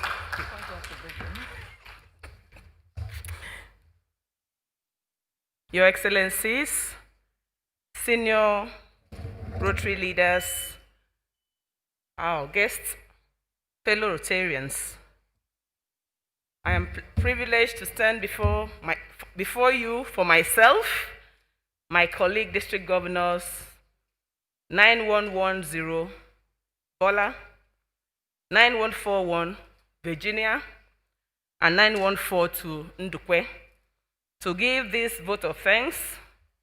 It is really been a colorful celebration. It is, however, important in the midst of all of this to remember how we got here and recognize the efforts of all our partners who have toiled since 1985 to make sure we see this day, a polio-free Africa. I say a very big thank you to His Excellency, the President of the Federal Republic of Nigeria, and all executive governors of the 36 states of Nigeria. who have been relentless with their support on each round of immunization, providing not just the financial resources, but human resource, enabling environment, and the all-important government backing, without which many of our efforts would have been futile. I also wish to register our appreciation of the traditional and religious leaders all over Nigeria. Their support gave way to local acceptance of our efforts and the needed atmosphere to function. Appreciation also goes to all of our funding partners. You gave us the required boost when the going got tough. The Bill and Melinda Gates Foundation, whose critical challenge and offer to double our giving gave us the impetus to give more than ever before. The Dangote Foundation, whose funding and support were critical to our series of successes in successive rounds. The Saimeka Ofo Foundation, whose benevolence enabled field workers to reach the furthest recesses of our great country. I also appreciate all the international partners of the Global Polio Eradication Initiative who have not only made this happen, but continue to work towards not just a polio-free Africa, but a polio-free world. The World Health Organization, UNICEF, CDC, Bill and Melinda Gates Foundation, and Gavi, the Vaccine Alliance. These milestones could not have been reached without the field workers who are really the heroes of today. And so I want, in a very special way, to appreciate the primary health workers, our Rotarians, and all those involved in immunization rounds, especially those who paid the ultimate price in the course of this journey. May their souls rest in peace. Lastly, I appreciate everyone for your presence today in this celebration. It wasn't easy, but it was worth it. Thank you very much. God bless you.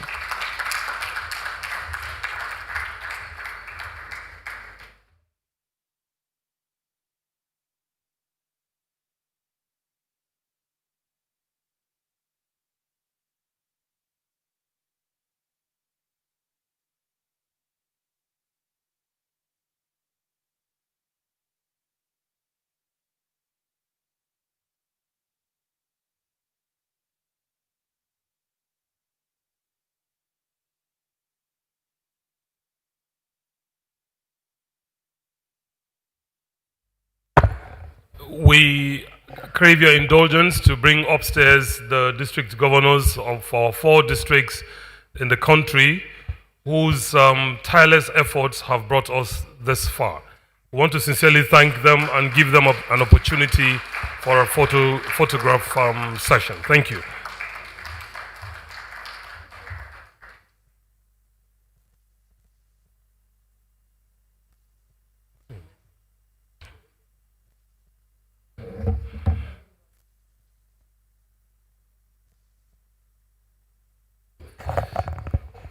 Distinguished ladies and gentlemen, I want to sincerely thank you all for your patience. We have come to the conclusion of this very all-important but long session to celebrate the end of polio in Nigeria and in Africa.